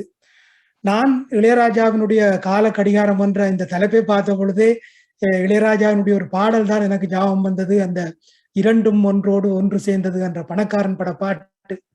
அந்த பாடலிலே ஆரம்பத்திலே எவ்வளவு நுட்பமாக அந்த ஒரு கை கடிகாரத்தினுடைய அந்த ஒரு சுவர் கடிகாரத்தினுடைய அந்த ஓசையை இளையராஜா கொடுப்பார்.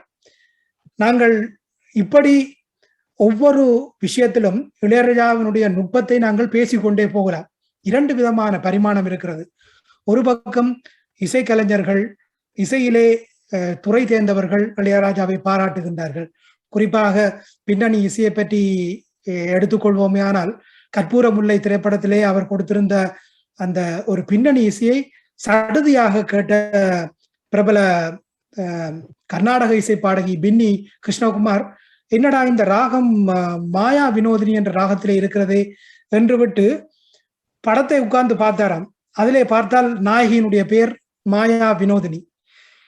பாருங்கள், நாங்கள் எங்களுக்கு தெரியாத எத்தனையோ புதையல்களை ஒவ்வொரு படங்களின் வழியாக அவர் சேமித்து கொடுத்து விட்டு போயிருக்கிறார். இவற்றை எத்தனை பேர் நாங்கள் தேடி தேடி தேடி அகழ்ந்து எடுத்து பார்த்திருக்கின்றோம். பாடல்களை ரசிக்கின்றோம், பாடல்களில் இருக்கின்ற ராக சிறப்புகளை பற்றி சிலாகிக்கின்றோம். ஆனால் இதை தாண்டி இளையராஜா கொடுத்த எத்தனையோ பல அபூர்வமான புதையல்கள் உள்ளே புதைந்திருக்கின்றன. சந்திரபோஸினுடைய இசையமைப்பாளர் சந்திரபோஸினுடைய இசைக்கலைஞராக இருந்தவர் அண்மையிலே ஒரு பேட்டியிலே சொல்லியிருந்தார், கிழக்கு வாசல் படத்திலே அட வீட்டுக்கு வீடு வாசல் படி வேண்டும் அந்த பாடலிலே பாவித்தது தபேலா அல்ல, அந்த கிராமப்புறங்களிலே இருக்கின்ற இன்னும் ஒரு அழிந்து போகக்கூடிய ஒரு வாத்தியத்தை தான் கொண்டு இளையராஜா அந்த பாட்டுக்காக பயன்படுத்தி இருந்தார் என்று. ஏனென்றால் அந்த நாயகனுக்கும் அந்த தபேலாவுக்கும் சம்பந்தமே இல்லை. அவன் ஒரு நாட்டுப்புறத்தானுடைய பாடல். இப்படியாக இவ்வளவு நுணுக்கமான விஷயங்களை அவர் உள்கொண்டு வந்திருக்கிறார் என்று பார்க்க முடியும். காலக்கடிகாரம் என்று சொன்ன பொழுதே நாங்கள் எங்களுடைய நினைவிலே வருவது, நாங்கள் கொடுத்து வைத்தவர்கள் என்றால் பரந்தாமன் அவர்கள் குறிப்பிட்டது போன்று இளையராஜா ஒவ்வொரு தொழில்நுட்ப வடிவங்களுக்கும் மாறிக்கொண்டு போன பொழுது கூடவே அவரோடு சேர்ந்து நாங்களும் பயணித்திருக்கின்றோம். ஒலி நாடாக்களிலே பாடல்களை கேட்டிருக்கின்றோம். நான் என்னுடைய ஊரிலிருந்து கிட்டத்தட்ட 25 நிமிடம் நடந்து பாடசாலைக்கு போகும் பொழுது அந்த காலத்திலே ரெக்கார்டிங் பார் இருக்கும். ஒவ்வொரு ரெக்கார்டிங் பாரிலும் வழியாக பாடல்கள் ஒளிபரப்பாகி கொண்டிருக்கும். அந்த இடத்திலே நின்று ஏதாவது ஒரு புதுப்பாட்டு இளையராஜாவுடைய பாட்டு போனால் நின்று கேட்டுவிட்டு போவது, அல்லது வரும் பொழுது கேட்டுவிட்டு வருவது. அதற்காகவே நான் முன்கூட்டியே சில வேளைகளிலே பாடசாலைக்கு போவதோ அல்லது பாடசாலையிலிருந்து வரும் பொழுது தாமதித்து வீட்டுக்கு வருகின்ற நிகழ்வுகள் கூட இருக்கின்றன. எனக்கு பின்னால் கிட்டத்தட்ட 500 இசைத்தட்டுகள் இருக்கின்றன. 3 ஆண்டுகளுக்கு முன்னர் கொழும்புக்கு போன பொழுது அங்கே சல்லடை போட்டு தேடினேன், இசைத்தட்டுகள் வேண்டும், இளையராஜாவினுடைய இசைத்தட்டுகள் வேண்டும் என்று. அப்பொழுது ஒரு வழியாக ஒரு தொடர்பு கிடைத்து அந்த இசைத்தட்டுக்களை, அதாவது இந்த எல்பி ரெக்கார்ட்ஸ் என்று சொல்லக்கூடிய இசைத்தட்டுக்களை ஒருவரிடமிருந்து வாங்கி கொண்டு அவர் அங்கே ஒரு அடுக்குமாடி மிகவும் கஷ்டப்பட்ட மக்களுக்காக அந்த காலத்திலே அரசாங்கம் அமைத்த குடியிருப்புகளிலே இருப்பவர். அந்த கடை இருக்கிறது. அந்த லேசாக மழை அடிக்க வலிக்கிறது. நான் அவர் கொடுத்த அந்த அவ்வளவு ரெக்கார்ட்ஸையும் கொண்டு கீழே ஓட்டோ இருக்கின்றது. அந்த ஓட்டோவிலே கீழே எனக்கு பக்கத்திலே இருக்கின்ற என்னுடைய ஆசனத்துக்கு பக்கத்திலே இருக்கிற நிலத்தை அந்த தரையிலே, அதாவது ஓட்டோவினுடைய அந்த கீழ்ப்புறத்திலே வைத்து விட்டேன். மேலே இருந்து ஓடி வந்து அந்த ரெக்கார்டிங் பாருடைய உரிமையாளர் எனக்கு முன்னால் அழுது விட்டு சொன்னார், இவையெல்லாம் என்னுடைய குழந்தைகள் போல, 30 ஆண்டுகளாக நான் சேமித்து வைத்த இந்த குழந்தைகளை தயவு செய்து கீழே வைக்காதீர்கள் என்று. ஐயா மன்னித்துக் கொள்ளுங்கள் என்று சொல்லிவிட்டு அவற்றை அப்படியே தட்டிவிட்டு எனக்கு என்னுடைய ஆசனத்துக்கு பக்கத்து ஆசனத்திலே வைத்துவிட்டு பயணித்து வந்தேன். இப்பொழுது எனக்கு பக்கத்திலே அவர்கள் இருக்கிறார்கள், இந்த ஒலி இசைத்தட்டுகள். நான் அவருக்கு படங்களை எடுத்து அனுப்பினேன். பாருங்கள், உங்களுடைய பிள்ளைகள் எவ்வளவு பத்திரமாக ஆஸ்திரேலியாவிலே இருக்கின்றார்கள், மழை வெள்ளத்தை தாண்டி பாதுகாப்பாக இருக்கிறார்கள் என்று. ஆகவே நாங்கள் வெறுமனே இவற்றையெல்லாம் ஒரு பாடலாகவோ பொழுதுபோக்கு சித்திரங்களாகவோ கடந்து செல்ல முடியாது. இவற்றுக்கு பின்னால் எங்களுடைய வாழ்வியல் எழுதப்பட்டிருக்கின்றது. என்னுடைய வாழ்வியலை பற்றி பேச வேண்டும் என்றால், என்னுடைய கால கடிகாரத்தை பற்றி பேச வேண்டும் என்றால், அந்த காலத்திலே போர் கனன்ற சூழலிலே 90களினுடைய ஆரம்பத்திலே கிட்டத்தட்ட 5 ஆண்டுகள் மின்சாரம் இல்லாத பொழுதுகளிலே நாங்கள் அந்த காலத்திலே படித்து பல்கலைக்கழகத்துக்காக தேர்வாகி இங்கே நான் பிறகு படிக்க வந்தேன். அப்பொழுது அந்த காலகட்டத்திலே அந்த பேட்டரி மின்சாரம் இல்லாத சூழலிலே எங்களுடைய உறவினருடைய கடையிலே எஞ்சி இருந்த ஒரு 4 பேட்டரிகள், அந்த பெரிய எவரடி பேட்டரி, அவற்றை வாங்கி வானொலியிலே அந்த டேப் ரெக்கார்டரிலே பொருத்தி விட்டு எதை கேட்பேன் என்றால், 8 மணிக்கு விவித் பாரதியிலே இளையராஜாவினுடைய புது படங்கள், இளையராஜா மட்டுமல்ல புது படங்கள் என்று ஒவ்வொரு படங்களிலிருந்தும் ஒரு சொட்டு வரிகளைத்தான் அங்கே அறிமுகமாக கொடுப்பார்கள். உதாரணமாக, மண்ணில் இந்த காதலின்றி என்றால், அந்த மண்ணில் இந்த காதலின்றி யாரும் வாதல் கூடுமோ, அவ்வளவுதான். அதை கேட்பதற்காக தவம் கிடந்து இரவிலே ஒரு பக்கம் ஹெலிகாப்டர் விமான குண்டு வீச்சுகள் எல்லாம் போய் கொண்டிருக்கும். அதையும் தாண்டி அந்த 8 மணிக்கு இளையராஜாவினுடைய என்ன புதுப்படம் வருகிறது என்று கேட்டுவிட்டு அவற்றையெல்லாம் எழுதி பிறகு கொழும்புக்கு வந்த சூழலிலோ அல்லது இங்கே புலம்பெயர்ந்த சூழலிலோ கிட்டத்தட்ட 20 வருடங்களுக்கு பிறகு இளையராஜாவினுடைய பாடல்களை கேட்ட அனுபவம் கூட இருக்கின்றது. அப்படி நாங்கள் அருமருந்தாகத்தான் இந்த பாடல்களை கேட்டிருக்கின்றோம். ஒவ்வொரு பாடல்களை கேட்கும் பொழுதும் நான் இந்த இடத்திலே இந்த வேலை செய்து கொண்டிருந்தேன்.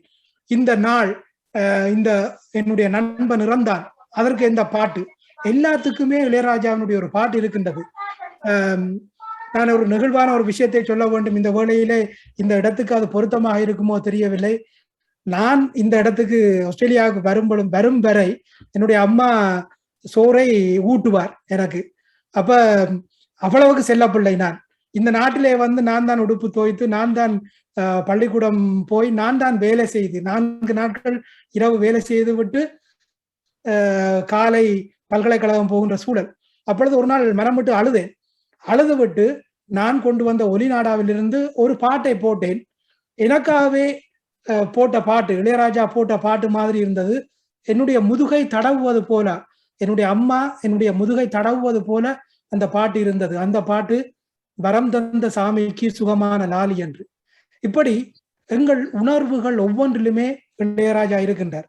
எனக்கு இந்த இடத்திலே மிக சந்தோஷமா இருக்கிறதுக்கு இன்னும் ஒரு காரணம் என்னவென்றால், எனக்கு தெரிந்து ஈழத்தவர்கள் இளையராஜாவுக்காக இப்படியான ஒரு அரங்கத்தை அமைத்ததாக எனக்கு தெரியவில்லை, அல்லது நான் பங்கேற்கவில்லை.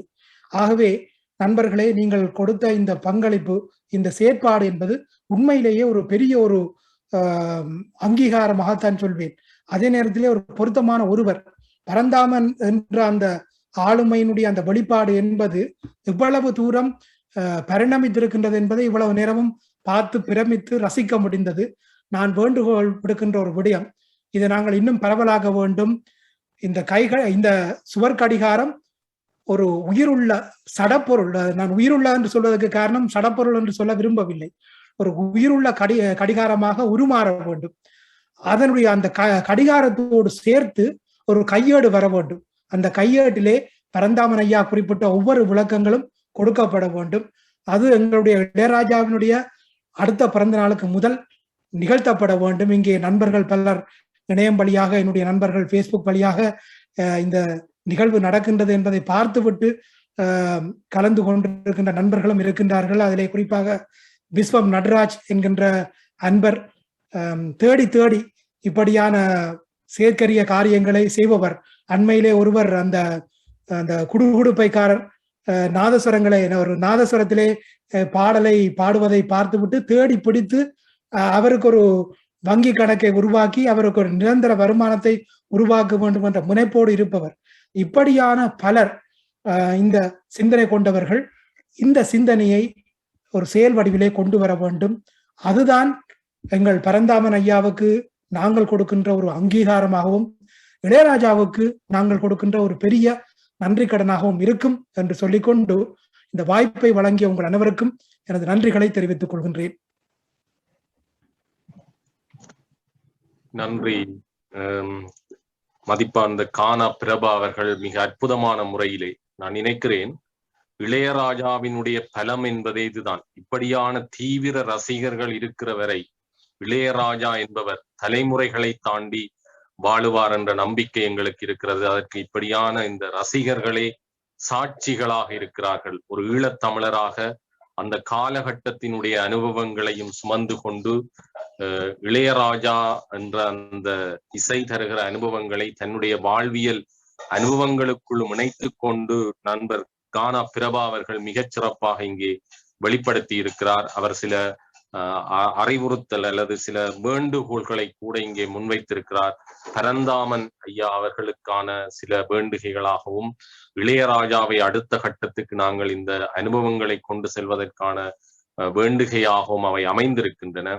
அந்த வகையிலே அவருடைய இளையராஜாவும் இசைக்கருவியும் என்ற அந்த நூலில் கூட இளையராஜாவின் இசையில் மேளதாளம் என்று ஒரு அற்புதமான கட்டுரையை நண்பர் கானா பிரபா அவர்கள் எழுதியிருக்கிறார். அதில் கூட பல விஷயங்களை அவர் சொல்லி இருக்கிறார். எனவே மிகச் சிறப்பான முறையிலே நகர்ந்து கொண்டிருக்கிற இந்த நிகழ்விலே இங்கே செட்பாக்ஸில் கூட பலர் தங்களுடைய கருத்துக்களை பகிர்ந்து கொண்டிருக்கிறார்கள். குறிப்பாக இங்கே அவர் அந்த கடிகாரம் பற்றி சொல்கிற போது உடுவில் அரவிந்தன் அவர்கள் ஒரு சிறப்பை அதிலே சொல்லி இருக்கிறார். குறிப்பாக அந்த கடிகாரத்தின் முள் என்பது 7, 6 என்று அமைந்திருக்குமாக இருந்தால் அது இளையராஜாவினுடைய இப்போதைய அல்லது அடுத்த வருட இந்த பவள விழா கண்டு வாழுகிற அவருடைய அந்த வயதை குறிப்பதாக இருக்கும். அது இன்னும் இந்த கடிகாரத்துக்கு சிறப்பை தரும் என்ற ஒரு ஆலோசனையை கூட பரந்தாமன் ஐயாவுக்கு உடுவில் அரவிந்தன் அவர்கள் சொல்லியிருக்கிறார் என்ற அந்த கருத்தையும் சொல்லிக்கொண்டு நாங்கள் அடுத்த உரைக்கு செல்ல இருக்கிறோம். இந்த உரைகளை தொடர்ந்து நான் நினைக்கிறேன் கருத்தாடல்கள் இருக்கிறது. கலந்துரையாடலே இங்கே நான் நினைக்கிறேன் பல இடங்களிலும் இருந்து பலரும் கலந்து கொண்டிருக்கிறார்கள். அந்த வகையிலே தமிழ்நாடு மற்றும் புலம்பெயர் தேசங்கள் மற்றும் ஈழத்தின் பல பாகங்களிலிருந்தும் இந்த நிகழ்ச்சியிலே கலந்து கொண்டிருக்கிற அத்தனை பேர் எல்லோரும் இதிலே கருத்துரைகளை சொல்லுவதற்கான நேர அவகாசம் கிடைக்குமோ தெரியாதென்றாலும் இயன்றவரை அதற்கான சந்தர்ப்பங்களையும் நாங்கள் வழங்குவதற்கு வசதியாக இப்பொழுது நிறைவாக இன்றைய நிகழ்வினுடைய கருத்துரையின் நிறைவு உரையாக கவிஞர் ஈத்தா ஜெயசீலன் சார் அவர்கள், அவர் கூட இளையராஜாவினுடைய ஒரு தீவிர ரசிகராக, அவர் ஈழத்தின் ஒரு புகழ்பூத்த கவிஞராக, யாழ் மாநகர சபையின் ஆணையாளராக இன்றைக்கு உயர்வு கண்டிருக்கக்கூடிய ஒருவர், இலக்கிய ரீதியாக எந்த ஒரு பெருமையும் இல்லாமல் எல்லோரோடும் பழகக்கூடிய ஒருவர். அவர் கூட இந்த நூலிலே இளையராஜாவின் லேப்டாப் என்று சொல்லி அந்த பேஸ் கிட்டாரை அடிப்படையாக வைத்துக் கொண்டு இளையராஜா குறித்த ஒரு மிகச்சிறந்த ஒரு மிகப்பெரிய ஒரு கட்டுரையை கூட எழுதியிருக்கிறார் என்று சொல்லலாம். அந்த வகையிலே அவருடைய கருத்துக்களும், அவர் இளையராஜாவினுடைய ஒவ்வொரு பிறந்த தினங்களை கூட கொண்டாடுபவர், அது பற்றிய பதிவுகளை எல்லாம் பகிர்ந்து கொள்கின்ற ஒருவர். இந்த கலந்துரையாடலை இப்படி செய்ய வேண்டும் என்ற ஒரு சிந்தனையை கூட முன்வைத்தவர்களில் அவரும் ஒருவர் என்ற வகையிலே இன்றைய தினம் இந்த கருத்துரை ஆற்றுவதற்கு அவரை அழைப்பதையிட்டு நாங்கள் மகிழ்ச்சி அடைந்து கொண்டு இப்பொழுது கருத்துரை ஆற்ற நாங்கள் கவிஞர் ஈத்தா ஜெயசீலன் சார் அவர்களை அன்போடு அழைத்து நிற்கின்றோம்.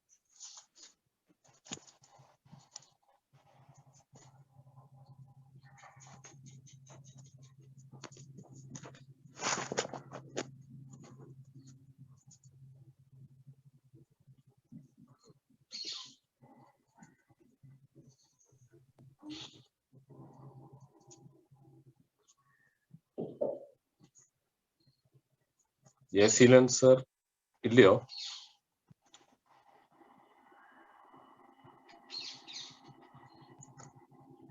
சார் ஜெயசீலன் சார் நிக்கிறீங்களோ? ரெண்டவர் சிலவுல போயிட்டு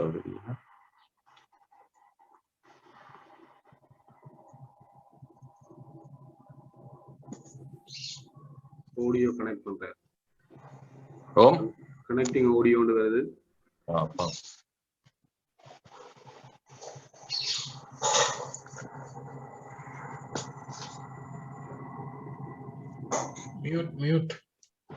மியூட் பண்ணுங்க.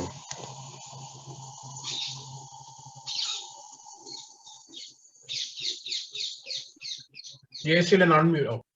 ஆமா. ஹலோ. ஓ சொல்லுங்க சார்.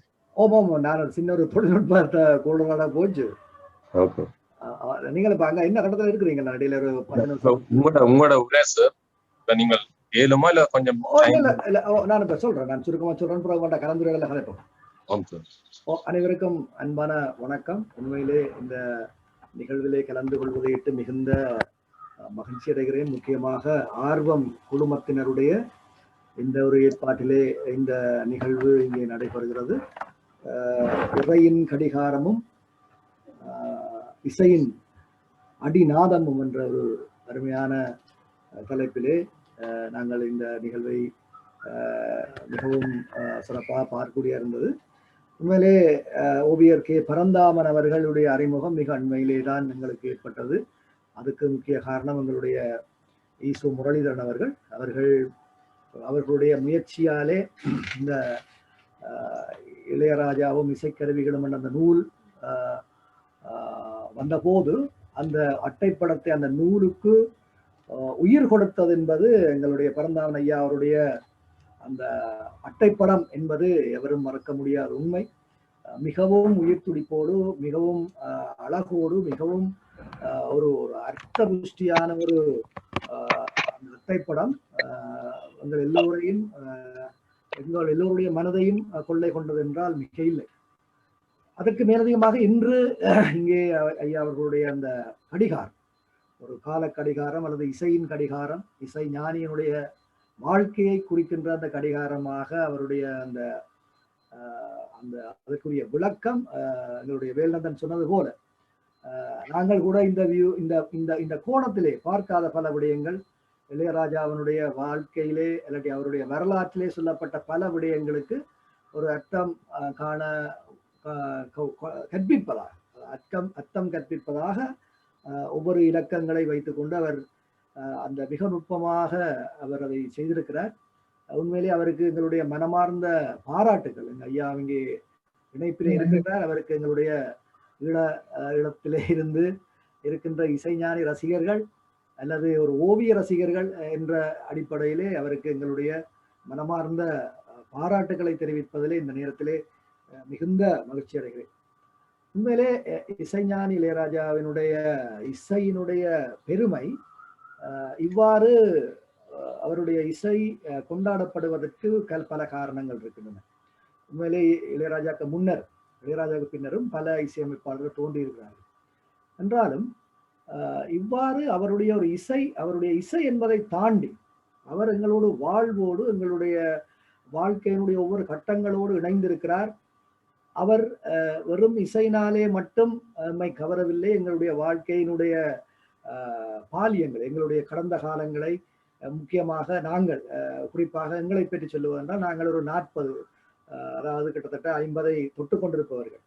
இளையராஜா ஃபீல்டுக்கு வந்தபோது நாங்கள் மிக இளையவர்களாக ஒரு 13 வயதுடையவர்களாக இருந்தவர்கள். அந்த ஒரு 40 வருட காலம் அவருடைய இசை எங்களுடைய வாழ்க்கையிலே எவ்வாறு பின்னி பிணைந்திருக்கிறது என்பது அது ஒரு அது எவராலுமே மிகவும் ரசிக்கக்கூடிய விடயங்கள். சில பாடல்களை கேட்கும்போது அந்த காலத்தை அப்படியே நாங்கள் நினைவு கூறுகின்ற ஒரு தோற்றப்பாடு இருப்பதை எல்லோருமே ஏற்றுக்கொள்ளுகின்றோம். அந்த காலத்துக்கு அவர் ஒரு கால யந்திரம் போல எங்களை அழைத்து செல்வார்.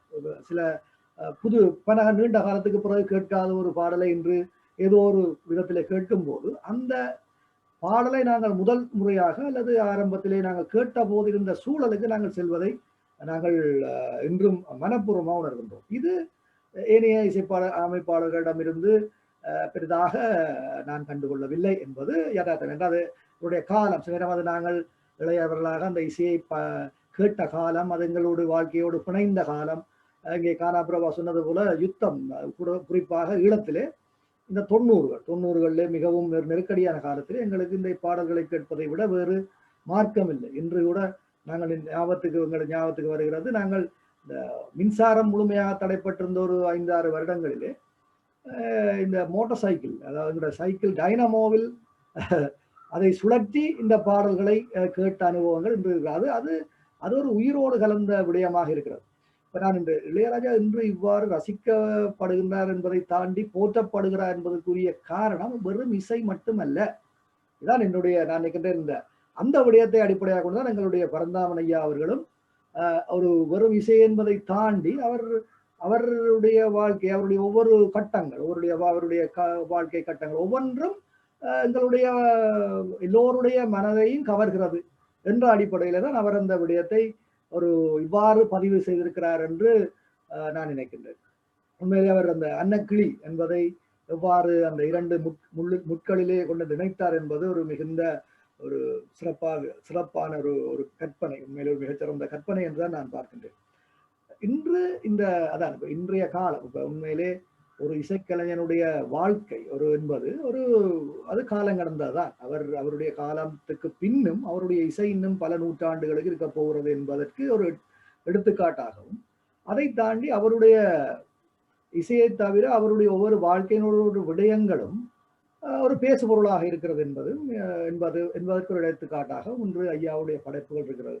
இது பலர் சொல்லி குறைப்படுவார்கள். அதாவது எங்களுடைய தமிழ் சமூகத்திலே தான் இவ்வாறான ஒரு நிலை இல்லை. அதாவது வெளிநாடுகளிலே இப்ப உதாரணமாக ஷேக்ஸ்பியரை எவ்வாறு அவர் சார்ந்தவர்கள் கொண்டாடுகிறார்கள், அவருடைய வாழ்க்கையினுடைய ஒவ்வொரு கட்டங்களையும் எவ்வாறு அவர்கள் பதிவு செய்திருக்கிறார்கள், எவ்வாறு போற்றுகிறார்கள் என்ற விடயங்கள் இங்கு அவ்வாறான ஒரு மதிப்பு கொடுப்பது பலர் சொல்லுவார்கள். இப்ப அந்த குறை நான் நினைக்கின்ற இசைஞானியிடம் கூட இருக்கிறது. தன்னை வாழும் காலத்திலே இன்னும் அவர் கொண்டாடப்பட வேண்டியவர் அந்த அளவுக்கு கொண்டாடப்படவில்லை என்ற ஒரு கருத்து ஓட்டமும் இருப்பதை நீங்கள் அறிவீர்கள். இப்ப வெளிநாடுகளிலே இருக்கின்ற இசைக்கலைஞர்களை அவர்கள் எவ்வாறு அவர்களுக்கு கொடுக்கிற மதிப்பை கொடுக்கிறார்கள், அந்த அளவு அவருக்கு அவருக்குரிய அங்கீகாரம் என்றல்ல, அவரை இன்னும் கொண்டாடவில்லையோ எங்களுடைய தமிழ் சமுதாயம் என்று இருக்கின்ற இந்த வேளையிலே ஒரு ஒரு மிக ஒரு நீண்ட, உங்களுக்கு தெரியும் இளையராஜாவுடைய ஒரு உச்சம் கிட்டத்தட்ட 85களிலிருந்து 92, 93களிலே அவர் மிக அந்த நேரத்திலே இப்ப இசைப்புலை புயல் போன்றவர்கள் வந்த காலத்திலே கூட அவர் 43, 45 படங்களை செய்த ஒரு காலம் இருக்கிற 93கள். ஆனால் அந்த இடையிலே ஏற்பட்ட ஒரு அவர் அது தேக்கம் என்று சொல்ல முடியாது, அவர் சில வந்த ஒரு ஒரு ரசனை மாற்றங்கள், அதிலே ஒரு 10-15 வருடங்களுக்கு பிறகு அண்மை காலமாக அண்மையில் ஒரு 5 வருடத்துக்கு மேலே மீண்டும் இளையராஜா எல்லா பக்கத்தாலையும் கொண்டாடப்படுகிறார் என்பது ஒரு அவருடைய அந்த இசையினுடைய ஆளுமை அல்லது அந்த இசையினுடைய அந்த ஆற்றல், அந்த எங்களுடைய வாழ்க்கையோடு கலந்த இசை என்பது அவருடைய இசையாக இருக்கிறது. அது இன்று எல்லாராலும், அது எங்களுடைய தலைமுறை மட்டுமல்ல, இளைய தலைமுறை நாங்கள் பார்க்கிறோம் இந்த சூப்பர் சிங்கர் நிகழ்வுகளில் எல்லாம் மிக இளையவர்கள் எல்லோரும் அவருடைய பாடல்களை அவருடைய அந்த அந்த இசை பரிமாணங்களை புரிந்து செய்வது ஒரு மிக பெரிதாக எனக்கு மிகுந்த மகிழ்ச்சி. அண்மை காலமாக ஒரு 2-3 வருடங்களாக மிக முக்கியமான பல நிகழ்வுகள் நடந்து கொண்டிருக்கின்றன. அதில் எல்லாவற்றிலும் இளையராஜா சிலாகிக்கப்படுகிறார். அல்லது இளையராஜாவை நாங்கள் கடந்த சில காலங்களிலே போற்ற மறந்து விட்டோமோ என்றிருந்த அந்த குறை தற்போது நீங்கி கொண்டிருக்கிறோம் நான் நினைக்கின்றேன். இப்போ உதாரணமாக இசைஞானி அவர்கள் நேரடியாக மேடைக்கு வந்தது என்பது மிக குறைவு. ஆரம்பத்தில் இப்ப 79-80 ஒரு 2 நிகழ்ச்சிகளை செய்தார் என்று நான் அறிகிறேன்.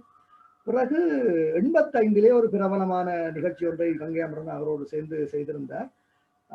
அதற்கு பிறகு ஒரு பெரிய அவர் அந்த பெருசா அந்த இசை நிகழ்ச்சிகளை செய்வதோ அல்லது பேட்டிகளை கொடுப்பதிலே அவர் பெருசா அக்கறை காட்டுவதில்லை.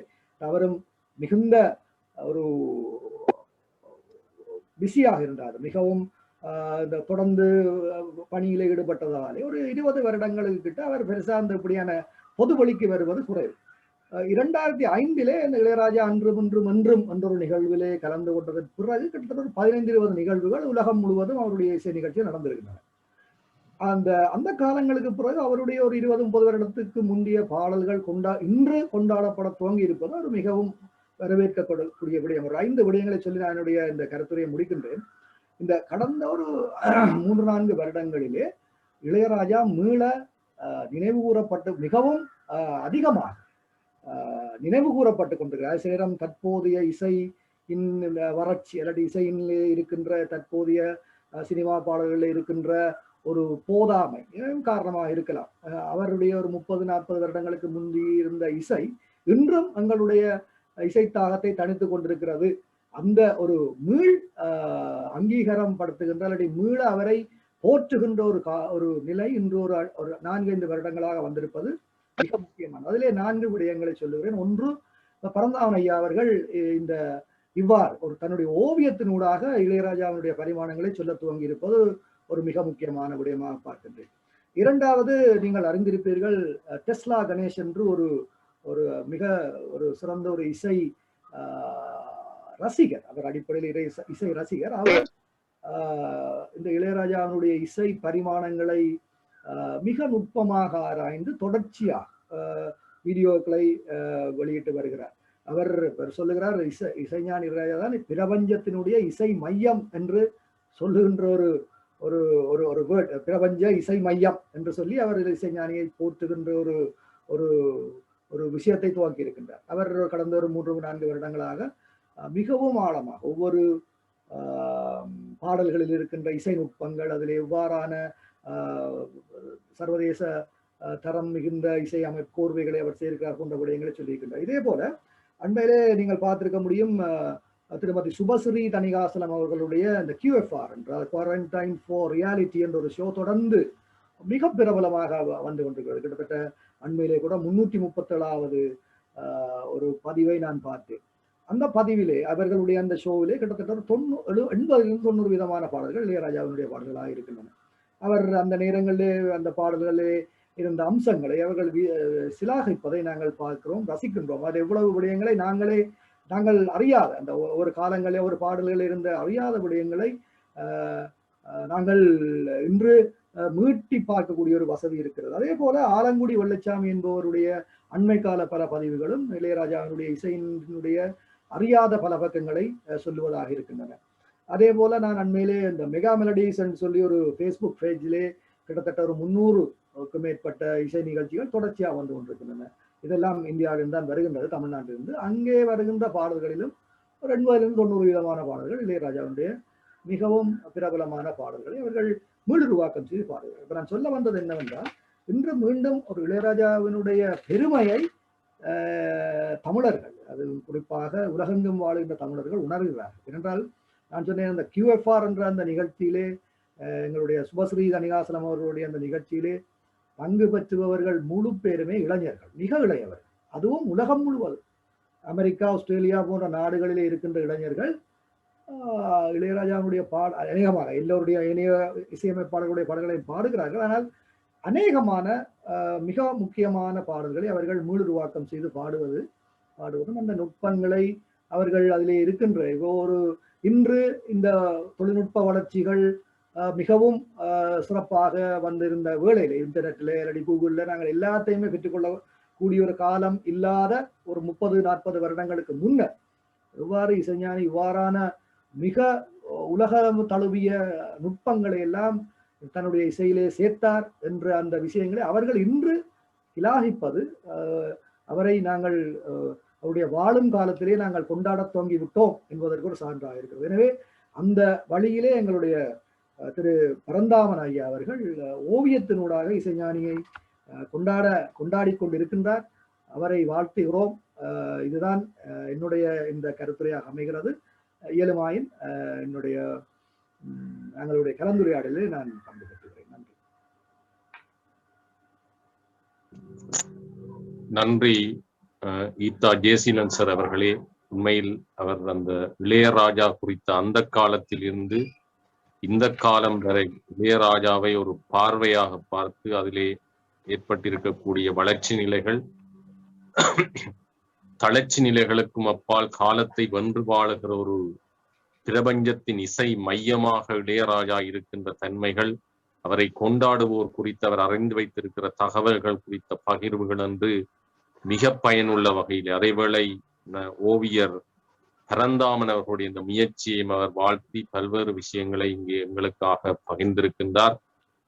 இந்த வேளையிலே பல வேலைப்பளுக்களுக்கு மத்தியிலும் கூட இந்த நிகழ்ச்சியிலே இணைந்து கொண்டதற்காக இளையராஜா மீதான இசை ஆர்வம் என்பதுதான் அவரையும் இணைத்திருக்கிறது என்று நாம் நம்புகிறோம்.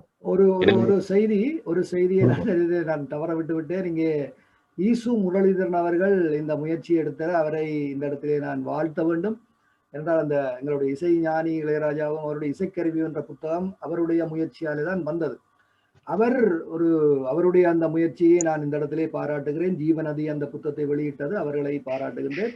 ஒரு செய்தி, ஈசு முரளிதரன் அவர்கள் ஏகலைவன் என்ற ஒரு நூலை அவருடைய பல்கலைக்கழக காலத்திலே வெளியிட்டிருந்தார். நான் நினைக்கிறேன் 90களுடைய கடைசி காலங்கள், ஒரு 2000 இருக்கும் நினைக்கின்றேன். அந்த நேரத்திலே அவர் கேட்டு ஒரு இளையராஜாவை பற்றிய ஒரு கட்டுரை ஒன்று நான் எழுதி அதை அவருடைய புத்தகத்திலே வெளிவந்தது. அவர் ஞாபகத்திலே வைத்திருப்பார் நினைக்கிறேன். ஒரு 20 வருடங்களுக்கு முன்னர் இளையராஜா பற்றிய ஒரு முழுமையான என்று சொல்ல முடியாது, ஆனால் ஒரு பொதுவான பார்வையிலே ஒரு கட்டுரை ஒன்று எழுதியிருந்தேன் என்ற செய்தி இந்த இடத்திலே ஈசு முரளிதரன் கிட்டத்தட்ட ஒரு 20 வருடமாக இந்த முயற்சியிலே தொடர்ந்திருக்கிறார் என்பதை இந்த இடத்திலே நான் சொல்லிக் கொள்ள விரும்புகிறேன். நன்றி. உங்களுடைய கருத்துக்களுக்கு உண்மைதான்.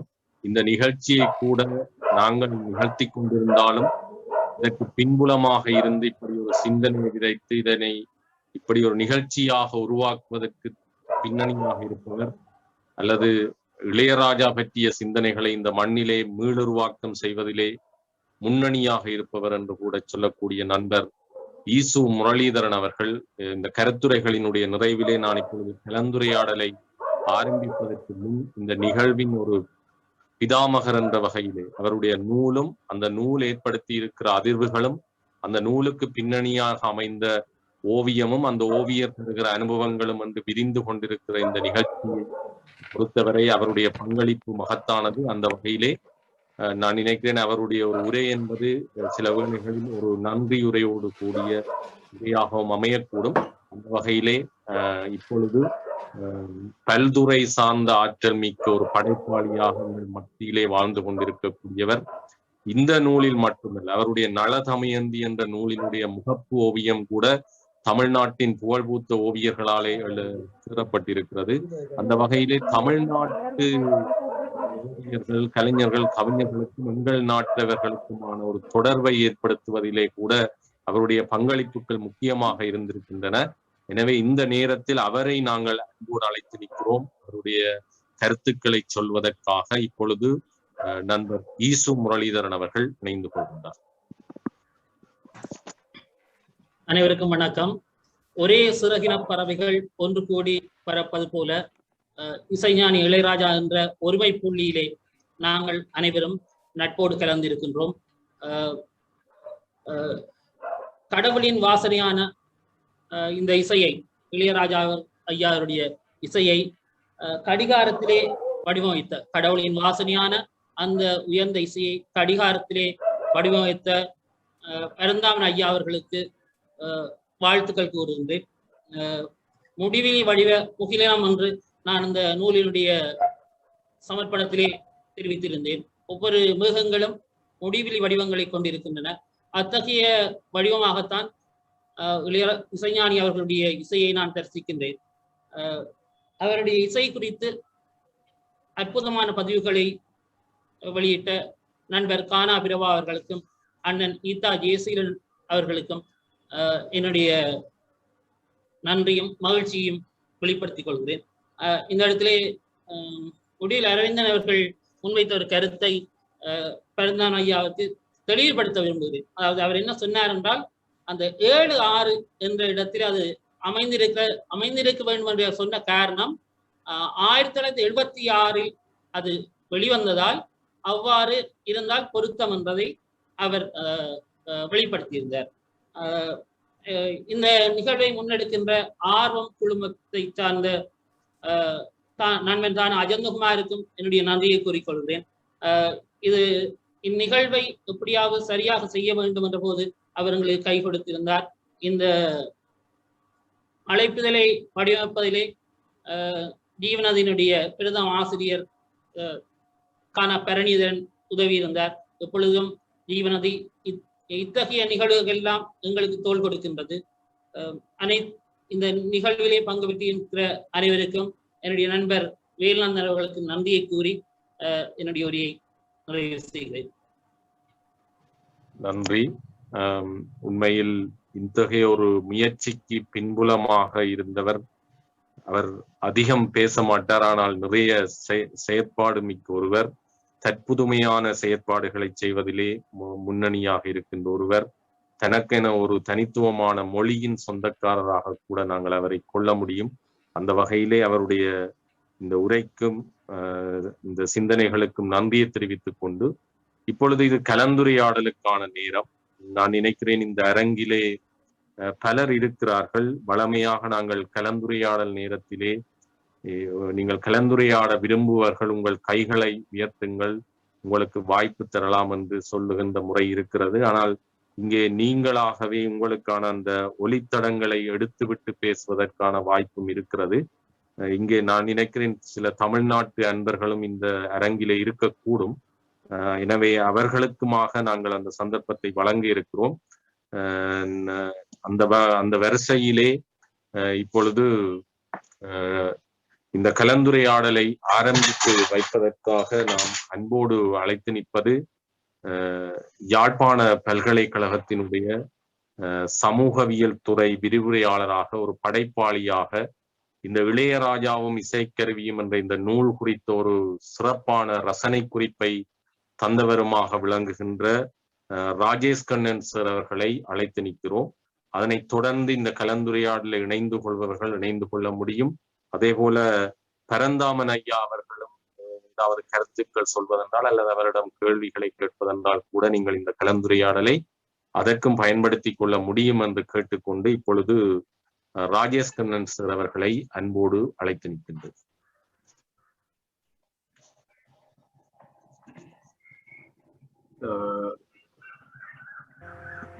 இந்த நிகழ்வை ஒழுங்கமைத்திருக்கின்ற அனைவருக்கும் இங்கே இந்த நிகழ்விலே கலந்து கொண்டிருக்கின்ற நண்பர்கள் அனைவருக்கும், குறிப்பாக இந்த நிகழ்விலே முதன்மையான உரையாற்றி இருக்கின்ற ஓவியர் பரந்தாமன் அவர்களுக்கும், சிறப்புரைகளை ஆற்றியிருக்கின்ற கானா பிரபா, கவிஞர் ஜெயசீலன் ஆகியோருக்கும், இது எல்லாவற்றையும் அடிநாதமாக இருக்கின்ற நண்பர் ஈசு முரளிதரன் அவர்களுக்கும் என்னுடைய வணக்கத்தை தெரிவித்துக் கொண்டு, நான் இளையராஜாவின் இசை என்பதை விட இந்த பரந்தாமன் அவர்களுடைய இந்த வேலையினுடைய முக்கியத்துவத்தை பற்றி சில விஷயங்கள், என்னுடைய சந்தேகங்கள் சிலவற்றையும் அவரிடம் கேட்க ஆசைப்படுகின்றேன். இந்த பரந்தாமன் அவர்கள் மிகச் சிறப்பாக ஏற்கனவே அவருடைய அந்த இளையராஜாவும் இசைக்கருவிகளுக்கும் செய்யப்பட்ட அவருடைய முக உருவத்தை காட்டுகின்ற அட்டைப்படத்தை நான் வியந்து பார்த்தேன். அதற்கு பிறகு எல்லோரும் இங்கே சொன்னதை போல இவருடைய இந்த ஆல்பம், இது ஒரு ஆல்பமாகத்தான் அவர் தயாரித்திருக்கிறார். ஒவ்வொரு இலக்கத்துக்குமாக ஒவ்வொரு பக்கம் அவர் அங்கே வைத்து விரித்து பார்த்து எங்களுக்கு காட்ட முனைகிற அந்த விஷயங்கள் அவரிடம் ஒவ்வொரு இலக்கத்துக்கும் ஒவ்வொரு பக்கமாக, இங்கே நாங்கள் ஸ்லைட்ஸ்ல பார்த்த பக்கங்கள் ஒரு ஆல்பமாக அவருடைய கையில இருக்கு. அப்ப அந்த ஆல்பத்துக்கு கானா பிரபாதான் சொன்னாருன்னு நினைக்கிறேன், அந்த அதுக்குரிய விளக்கங்கள் அளிக்கப்பட்ட ஒரு புத்தக வடிவத்தில அதை இளையராஜாவுடைய அடுத்த பிறந்த தினத்துக்கு முன்னம் செய்வமாக இருந்தால் மிகச் சிறப்பாக இருக்கும் என்ற ஒரு கருத்தை கானா பிரபா இங்கே சொல்லி இருந்தார். அது மிக முக்கியமானது என்று சொன்னால், ஒரு ஓவியரை பொறுத்தவரையில அவர் செய்த விஷயங்கள் ஏற்கனவே அவருடைய மூளையில பதிவாகி இருக்கு. ஆனால் அந்த ஓவியத்தை ரசிக்கிறவர்களை பொறுத்தவரையில அது புதிய புதிய அர்த்தங்களை கொடுக்கும். அந்த அர்த்தங்கள் சரியாக அமைய வேணும் என்று சொல்லி சொன்னால், நிச்சயமாக இந்த ஓவிய கண்காட்சிகள்ல, ஓவிய எக்ஸிபிஷன்ஸ் இதுல கொடுக்கிறத போல நாங்கள் ஒரு கையீடாக அதை உருவாக்க முனைகின்ற தருணத்தில ஓவியமும் அதற்கான கட்டுரையாக்கமும் அருகிலே அருகிலே இருக்கின்ற வேளையில மிக சிறப்பாக அது அமையும். ஏனென்றால் நீங்க பார்த்தா எல்லாருமே தெரியும், பரந்தாமன் அவர்கள் அதை விளங்கப்படுத்திக்குள்ள ஸ்லைட்ஸ்ல ஒரு பக்கத்துல அந்த இலக்கம் இருக்கு, இன்னொரு பக்கத்துல அர்த்த புஷ்டியாக அவர் அதுக்காக தேடி எடுத்த படங்கள் இருக்கு. 6வது இலக்கம் என்னத்தை குறிக்கிறதுன்னு சொன்னால் 6 விஷயங்களை போட்டோஸா அவர் சொல்றார். அந்த போட்டோ பேசுற விஷயத்தை விட அதோட சேர்த்து இன்னொரு உரையும் செய்திருக்கின்ற வேளை நல்லா இருக்கும் என்ற அந்த வகையில இது ஒரு எழுத்தோடு கூடிய, உரையோடு கூடிய, நரேஷனோட கூடிய அல்லது விளக்கம் அளித்தலோட கூடிய ஒரு கையீடாக வர வேணும் என்று கானா பிரபா முன்வைத்த அந்த கருத்தை நானும் வழிமொழிகின்றேன். அது ஒரு முக்கியமான விஷயம் என்றதை பரந்தாமன் அவர்களும் உணர்ந்து கொள்ளுவார். இதுல இருக்கின்ற பலரும் நாங்கள் உணர்ந்து கொள்ள வாய்ப்பு இருக்கின்றது. இது முதலாவது விஷயம். 2வது விஷயம், இந்த ஒரு ஓவியர் டேட்டான்னு சொல்லி கதைக்கிறது எனக்கு ஒரு பெரிய சந்தோஷத்தை தந்தது. ஏன்னா ஓவியர்கள் வெறுமனே மையையும் ஸ்கிரீனையும் அடிப்படையாக கொண்டு அல்லது மையையும் அந்த ஓவியத்தை வரைவதற்கான ஊடகத்தையும் பற்றி பேசுவார்களே தவிர டேட்டாவை பற்றி பேசுறதுன்றது எனக்கு மிக அருமையான ஒரு விளக்கமா தெரிஞ்சதுன்னு சொன்னால், அவர் இதுக்காக இன்னொரு ரிசர்ச்ல ஈடுபட்டிருக்கார். இந்த இலக்கங்களை அமைக்கிறதுக்காக டேட்டா கலெக்ஷன்ல ஈடுபட்டிருக்கார். அந்த பின்னணியில அவர் அடிக்கடி சொல்ற வழியில இதுக்கான டேட்டாவை நான் இப்படி பெற்றுக்கொண்டேன், இந்த டேட்டாவை எப்படி எடுக்கிறதுன்றது சம்பந்தமான விஷயங்களை குறிப்பிட்டு சொன்னது ஒரு முக்கியமான விஷயமா நான் கருதுறேன். எனவே கானா பிரபா சொன்ன அந்த கருத்தோட தான் இந்த டேட்டா அந்த விஷயமும் தங்கி இருக்கின்றது, சேர்ந்து இருக்கிறதுன்றதால அதை பற்றி நாங்கள் கவனிக்க வேணும். இந்த இசையை பற்றி இசையை நாங்கள் ரசிப்போம், நாங்கள் எல்லோருமே இசை ரசிகர்கள். ஜெயசீலன் அவர்கள் இருக்கிறார், மிக ஆழமா இளையராஜாவுடைய இசையை ரசிக்கின்ற ஒருவர். இசையை ரசிப்போம். இன்னொரு பேர் இசையை விமர்சிப்பார். பாலமுரளி கிருஷ்ணா பாடுகின்ற வேளையில சுப்புடு விமர்சனம் எழுதுவார். அந்த விமர்சனத்தை குறித்து அந்த காலத்துல பல பேருக்கு அச்சம் இருந்தது. இது ஒரு அச்சமூட்டுகின்ற செயலா விமர்சனம் இருந்தது. இந்த 2 தளத்துக்கும் அப்பாற்பட்ட தளம் தான் நான் நினைக்கிறேன் பரந்தாமன் அவர்கள் உருவாக்கி இருக்கிற தளம். இசையை ரசியுங்கள், இசைக்கான விமர்சனத்தை யாரும் எழுதுங்கள். ஆனால் நான் இசை யாரால் தொகுக்கப்படுகின்றதோ, யார் அதை கண்டக்டரா இருந்து செய்கின்றாரோ அவருடைய தகவல்களை நான் அப்பப்போ சேர்த்து அதை நான் அர்த்த புஷ்டியான ஓவியங்களாக ஆக்குவேன் என்று செய்கின்ற முயற்சி இது 3வது தளத்தில் நடைபெறுகின்ற ஒரு முயற்சி என்ற வகையிலே அவர் மிகுந்த பாராட்டுக்குரியவர். இதுல நான் இவர் அந்த அட்டைப்படம் இது இல்லை, அந்த இலக்கங்களுக்கு சொன்ன விளக்கத்தை விட இவர் அந்த பின்னட்டை படத்தை பற்றி சொன்னார். ஒரு பச்சை வர்ணத்துல இருக்கிற இசைக்கூறியீடுகள் சூழ்ந்திருக்கின்ற அவருடைய 2 கைகளுக்குள்ளேயுமே ஒரு பிரபஞ்சம் அகப்பட்டதை போல, ஒரு உலகம் அகப்பட்டதை போல அவர் அமைத்திருக்கிற அந்த அந்த அந்த வடிவம் இது எல்லாவற்றுக்கும் சேர்த்து ஒரு முத்தாய்ப்பா இருக்கிற ஒரு முக்கியமான விஷயம் என்று நான் கருதுகின்றேன். அதுல இந்த இந்தியாவினுடைய அந்த புற உருவ படத்தை மட்டும் இன்னொரு கலரால போட்டு அந்த நாட்டினுடைய அடையாளத்தை அதுல வெளிப்படுத்தி இருக்கிற அந்த சிறப்புகள் எல்லாம் உண்மையில மிக சிந்தனை ஆற்றலோட செய்த முயற்சிகளாக எனக்கு தெரிகின்றது. நான் ரசித்த ஒரு முக்கியமான விஷயத்தை நான் சொல்றேன். இந்த 10வது இலக்கத்துக்கு இவர் அந்த மைக்கில ஒரு பெண்ணை கீழே போடுறார். ஒரு பவுண்டன் பென், அதாவது இந்த மை தூச்சி எழுதுற மை சேர்த்து எழுத மை அந்த டியூப்ல மையை விட்டு எழுதுற அந்த பேனையினுடைய அந்த முகப்பை கீழே போட்டு மைக்கை மேலே போட்டது. இந்த லிரிக்ஸுக்கும் பாடலுக்கும் இடையிலான தொடர்பு அவர் விளங்கப்படுத்தினது ஒரு வித்தியாசமான சிந்தனை, அற்புதமா இருந்தது.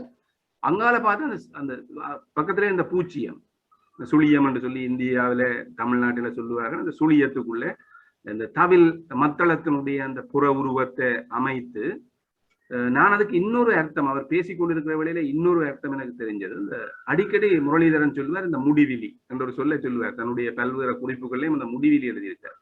அந்த மத்தளத்தினுடைய அந்த அந்த அந்த வட்டமான வடிவம், அதுக்குள்ளே அவருடைய விருதுகளை போட்டு அந்த விருதுகள் ஒரு முடிவில்லாத அவருடைய முயற்சிகள், சிம்பனி என்று சொல்லி சொன்னால் அது ஒரு முடிவில்லாத எல்லையை தாண்டி போகுமோ என்று இந்த முரளிதரனையும் பரந்தாமனையும் சேர்த்து இணைக்கக்கூடிய வகையில ஒரு முடி சொன்ன அந்த இடத்துல இருக்கிறதாக எனக்கு தெரிஞ்சது. அப்படி அந்த அழகா அந்த விஷயங்களை செய்திருக்கார். அந்த ட்ரினிட்டி காலேஜினுடைய டவர்ஸை பற்றி சொன்னார் 11ஆம் இலக்கத்துல. இதெல்லாம் அந்த எப்படி இந்த இது உண்மையில ஒரு ஓவியம் கடந்த ஒரு சிந்தனையோட சம்பந்தப்பட்ட விஷயம் என்றதுக்கு மிக அற்புதமான விஷயம். எனக்கு என்ன தெரியல, இந்த ட்ரினிட்டி காலேஜுக்கும் இந்த பருந்துக்கும் ஏதாவது தொடர்பு இருக்கோ என்று சொல்லி நான் யோசிக்கிறேன். என்றால் அவர் சொன்ன அந்த கிட்டாருக்குள்ள கோல்டு மெடலும் இருக்கு, கீழே இருக்கிற அந்த வட்ட பகுதிக்குள்ள இந்த வட்ட கிட்டார்ல இருக்கிற பகுதிக்குள்ள பருந்தினுடைய தலையும் இருக்கு. அந்த பருந்தினுடைய தலை என்ன அடையாளம்? இது ட்ரினிட்டி காலேஜின் அந்த குறியீட்டுல சில வேளை இருக்கலாமோ என்னவோ, எனக்கு அது என்னன்னு சொல்லுங்க. இடையூறுக்கு மன்னிக்கணுங்க ஐயா. வணக்கம் எல்லாருக்கும், கேட்டுக்கொண்டிருக்கும் அனைவருக்கும் எனக்கு என்னுடைய வணக்கத்தையும் கேட்டு வச்சுக் கொள்கிறேன். இதுல அது பருந்து வடிவம் இல்லைங்க, ஹங்கேரி புடாபெஸ்ட் அவருடைய அவரு வந்து சிம்பனி மாதிரி தான் எல்லாத்தையுமே சமைச்சிட்டு இருக்கிறாரு. அப்படி அவரு தொடர்ச்சியா அவர் வந்து இசை கச்சேரிகள்ல கூட அந்த ஹங்கேரி கலைஞர்களை வச்சு அவர் லைவா அவர் வாசிக்க சொல்றாரு. இதனுடைய பந்தம் என்ன ஏதுன்னு நான் விசாரிக்கும் போது பாத்தீங்கன்னாக்க இசை கலைஞர்களோட இசை பழைய, அதாவது 100-200 வருஷம் இல்லை, 1000 வருஷத்துக்கு முன்னாடி பயன்படுத்திய இசைக்கருவிகளை தொன்மமா அதே வடிவத்துல அதே ரீதியில அதை வந்து பயன்படுத்துறாங்க அப்படிங்கிறது வந்து அது ஒரு மிகப்பெரிய தகவல். அப்படி எந்த விதமான மாடிஃபிகேஷன் இல்லாம காம்ப்ரமைஸ் பண்ணிக்காம அது வந்து ஒவ்வொரு இதுலயும் அவரு பயன்படுத்துறாங்க அவங்க அந்த நாடு அப்படிங்கிறது ஒரு தகவலுங்க. அதனுடைய ஹங்கேரி நாடுடைய என்ட்ரன்ஸுக்கு முன்னாடி இந்த கழுகுடைய இது இருக்குங்க, இதனுடைய உருவம் ஃபுல் உருவம் இருக்குங்க, அப்படியே பறந்து இருக்கிற மாதிரி இறக்கைய விரிச்சு இருக்கிற மாதிரி இருக்கும். அந்த அவர் ஹங்கேரி புடாபெஸ்ட் அப்படின்றதுக்காக வேண்டி அவர் அந்த சிகரத்தையும் தொட்டிருக்கிறாருன்றதுக்காக வேண்டி அந்த ஹங்கேரி வாழ் இவங்களுக்கு அவங்க சொன்னதுதான் எனக்கும் தெரியும். ஏன்னா நானும் இங்க ஒரு அதாவது கூகுள் அப்படிங்கிறதுல வச்சுதான் நாம எல்லாமே இது பண்ணிட்டு இருக்கோம். அந்த ஹங்கேரி நாட்டுடைய பறவையா கூட இருக்கலாம், தேசிய பறவையா கூட இருக்கலாம். பட் அது எனக்கு ரொம்ப அட்ராக்ட் ஆனதுனால அந்த வடிவத்தை மட்டும் நான் வச்சிருக்கேன். அந்த இடத்துல இந்த கிட்டாருக்கு கீழே வச்சிருக்காங்க. மிக இந்த இந்த இந்த விளக்கங்கள் தான் எங்களுக்கு உண்மையில இந்த கலந்துரையாடல் வாயிலாக இப்படி நாங்கள் சில கேள்விகளை வினவுகின்ற வேளையில அதுக்கு நீங்க சொல்ற விளக்கங்கள் மேலதிகமாக உங்கள உள்ள ஈடுபாட்டு எங்களுக்கு இன்னும் அதிகரிக்கின்றது. இன்னும் ஒரு கேள்வி என்னவென்று சொன்னால், இந்த இந்த இந்த நீங்க செய்கின்ற இந்த ஓவிய வகைப்பாட்டை ஏதாவது ஒரு கேட்டகரைசேஷன், இப்ப நான் நீங்கள் அட்டைப்படமாக தயாரிச்ச அவருடைய முக உருவத்தை என்னுடைய அந்த நூல் அறிமுக குறிப்பில் எழுதியக்குள்ள நான் அதை எப்படி சொன்னேன்னு ஒரு கம்ப்யூட்டர் கிராபிக்ஸோட சேர்ந்து ஒரு கொலாஜ் வடிவத்திலான ஓவியம் என்று சொல்லி நான் என்னுடைய பாட்டில அதை வரையறுத்தேன். அது சரியா பிள்ளையா எனக்கு தெரியல, என்னுடைய மனசுல இருந்ததை நான் சொன்னேன். அதே மாதிரி இப்ப நீங்க செய்து கொண்டிருக்கிற இந்த ஆல்பத்துல இருக்கிற வேர்க்ஸ் ஏதாவது ஒரு பேர் குறித்து வகைப்பாடு சொல்ல முடியுமா? அப்படி ஒரு வகைப்பாடு இருக்கா என்பது எனக்கு தெரியாது. எங்களுக்கு அப்படி ஏதாவது இருந்தா நீங்க அதை பற்றி ஏதாவது சொல்ல முடியுமா? அதாவதுங்க, இப்போ நான் சொல்றது ரொம்ப கஷ்டமா தான் இருக்கு, ஆனா வேற வழியில நான் சொல்லிட்டு ஆகணுங்க. ஓவியர்கள் அப்படி இந்த ஓவியம் அப்படிங்கிறது பார்த்தீங்கன்னாச்சுங்க, பென்சிலை வரைகிறது, வண்ணக்கலவையில கொண்டு வரைகிறது, அதுக்கப்புறமா எல்லா இதுலயும் சோர்சஸ்லயும் அவங்க வரைகிறாங்க. ஆனா ஒரு இன்ஃபர்மேஷன், ஒரு டேட்டாஸ், ஒரு ஃபுல் ஷேப் வந்து சொல்லுதா அப்படின்னா அப்படி இல்லைங்கிறத நான் நினைக்கிறேங்க.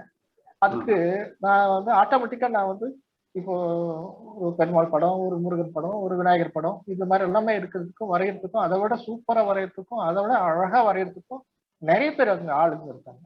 ஆனா நான் வந்து ஒரு ஒரு எப்படி சொல்றதுன்னா ஒரு கான்செப்ட் டிராயிங்னு கூட சொல்லலாம் இது பேருங்க. ஒருத்தரை பத்தி ஒரு தகவல் எடுத்துக்கிட்டோம்னா அதை வந்து முழுமையா சொல்லணும் அப்படின்னா அது ஓவியத்துல வரையுமா முடியுமா அப்படின்னாக்க எனக்கு தெரிஞ்சு அது இல்லைங்க. அது ஒரு லிமிட்டடோடு நின்றுடுது, ஒரு வரையறையோடு நின்றுடுதுங்க. ஆனா நான் இது வந்து இப்போ கணினி உதவியோட நான் பண்ணிக்கிறதுக்கு காரணம் என்னன்னு அப்படின்னா, எனக்கு அதனுடைய அந்த பாத்வே வந்து எலாபரேட்டா இருக்கு, அதாவது பறந்துபட்ட இதுல இருக்கு எனக்கு பாதை. அப்ப எதை வேணாலும் நான் சொல்லலாம். ஆனா இது வந்து ஓவியத்துக்குள்ள கொண்டு வர முடியாது அப்படின்னு ஓவியர்கள்லாம் சொல்றாங்க. எனக்கு அதை பத்தி கவலையே இல்லை. ஏன்னு கேட்டீங்கன்னா எனக்கு வந்து இன்ஃபர்மேஷன் தான் மெயின். ஒருத்தரை பத்தி நம்ம சொல்லறோம் அப்படின்னா அது ஓவியம் மூலியமாவும் ஒரு கான்செப்ட் மூலியமாவும் ஏன் சொல்லக்கூடாதுன்னு சொல்லிட்டு தான் நான் எல்லா இசைக்கலைஞர்கள் ஓவிய கலைஞர்கள் எல்லார்கிட்டையும் நான் போய் கேட்கும்போது இதெல்லாம் செய்ய முடியாது அப்படிங்கிறாங்க. நுணுக்கமா நான் செய்ய வேண்டியது இருக்குங்க. அதுதான் இதுல அந்த இப்போ எல்லாம் பெருசுப்படுத்தி பார்க்கும்போது தான் அதனுடைய விவரம் எல்லாம் நமக்கு அந்த ஒரு டிராபேக் தான் இதுல பெருசு. கொஞ்சம் பெரிய வடிவத்துல நம்ம பெரிய வடிவத்துல ஆமாங்க ஆமாங்க ஆமாங்க நீங்க நிச்சயமா சொல்ற அந்த வகைப்பாடுன்றது அங்க சரியா சொல்ல முடியாவிட்டாலும் கூட உண்மையில ஒரு ஒரு ஒரு மிக மிக ஒரு வித்தியாசமான முயற்சி, ஒரு மிகச்சிறப்பான வித்தியாசமான முயற்சி. நான் அந்த பாட்டை நீங்க 6வது இலக்கம் எழுதுற போது நம்பர் 6 எழுதுற வேளையில அந்த 6 அவர்களுடைய அந்த 6 போய் முடிகிற இடத்துல அது ஒரு ஒளி நாடா வடிவத்துல அந்த 6 முடிகிற போல நான் பார்த்தேன். அதுக்குள்ள எப்படி சொல்றீங்க, ஏதாவது தகவல் சொல்லணுங்களா? இல்ல அதுல நான் அந்த நீங்க இந்த எப்படி இந்த சினிமா ஊடகத்தோட இந்த இசை சேர்ந்திருக்கு, அதுக்குரிய அடிப்படை என்ன, அவரை ஆகர்ஷிய புருஷர்களாக வச்சிருந்தவர்கள் யார் என்று சொல்ற வேளையில அது அப்படியே அந்த சினிமாவுக்குள்ள எப்படி வந்து செய்யறதுன்றது பற்றியெல்லாம் நான் கொஞ்சம் சிந்தித்து பார்க்கக்கூடியதா இருந்தது. உண்மையில மிக ஆழமா சிந்தனையை தூண்டுகின்ற இந்த முயற்சியை செய்த உங்களுடைய உறவுகளாக ஈழத்துல இருக்கிற நாங்கள் பாராட்டுறதுல மிக மகிழ்ச்சி அடைகிறோம்.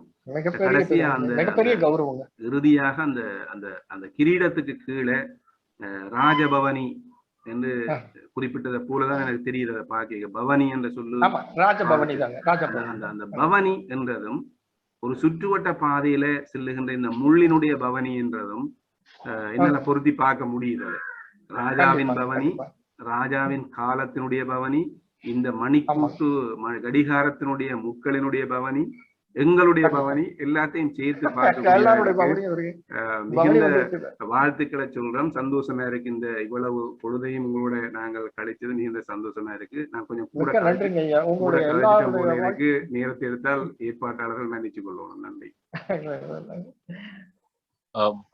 உங்களுடைய கேள்விகளும் அவருடைய பதில்களும் எங்களுக்கும் புதிய சிந்தனைகளை கிளறுவதாக இருந்திருக்கிறது.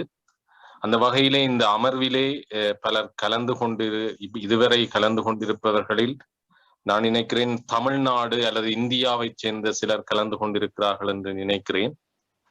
குறிப்பாக அமர்ராஜ் சலீம் அவர்கள் இங்கே இணைந்திருக்கிறார். அப்படி இணைந்திருக்கிற அன்பர்கள் யாராவது தங்களுடைய கருத்துக்களை பகிர்ந்து கொள்ள முடியுமாயின் இப்பொழுது உங்களுக்கான நேரமாக அதனை நீங்கள் பயன்படுத்திக் கொள்ளலாம். அனைவருக்கும் மாலை வணக்கம். சொல்லுங்க. நான் அமல்ராஜ், சேலம், இந்தியா, சேலம். ஓகே. நமது இந்த நிகழ்ச்சியோட மிக ஒரு கருத்துரையராக இருந்த திரு பரந்தாமன் அவர்களுடைய இசை நண்பனாக நான் இருக்கிறேன். அது எனக்கு ஒரு மிகப்பெரிய ஒரு பேராகவும் இருக்கிறது. ஏனென்றால் அவருடைய ஓவியங்களை அவர் அமைக்கும் போதே அவர் கூட அருகில் இருந்து பார்க்க வேண்டிய ஒரு அற்புதமான வாய்ப்பு எனக்கு கிடைத்திருக்கிறது. அவர் எப்படி நாங்கள் நண்பராக மாறினோனோ, இளையராஜா என்ற ஒரு இசை வடிவத்தின் மூலமாக நாங்கள் ஒரு நட்பு பகிர்ந்தோம்.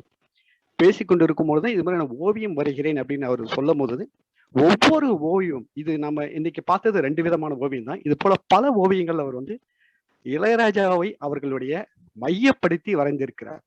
ஸோ அந்த ஒவ்வொரு காட்சிகளும் பார்க்கும்போது ஒவ்வொரு நாளும் எனக்கு வியப்பாக தான் இருக்கிறது. இப்ப இந்த கடிகார ஓவியத்தை எடுத்துக்கொண்டால், இதை பற்றி நாங்கள் பல நாள் அவர் எனக்கு விளக்கம் கொடுத்திருந்தாலும் இன்னைக்கு எனக்கு ஒரு புதுமையாக இருக்கிறது. இன்னொரு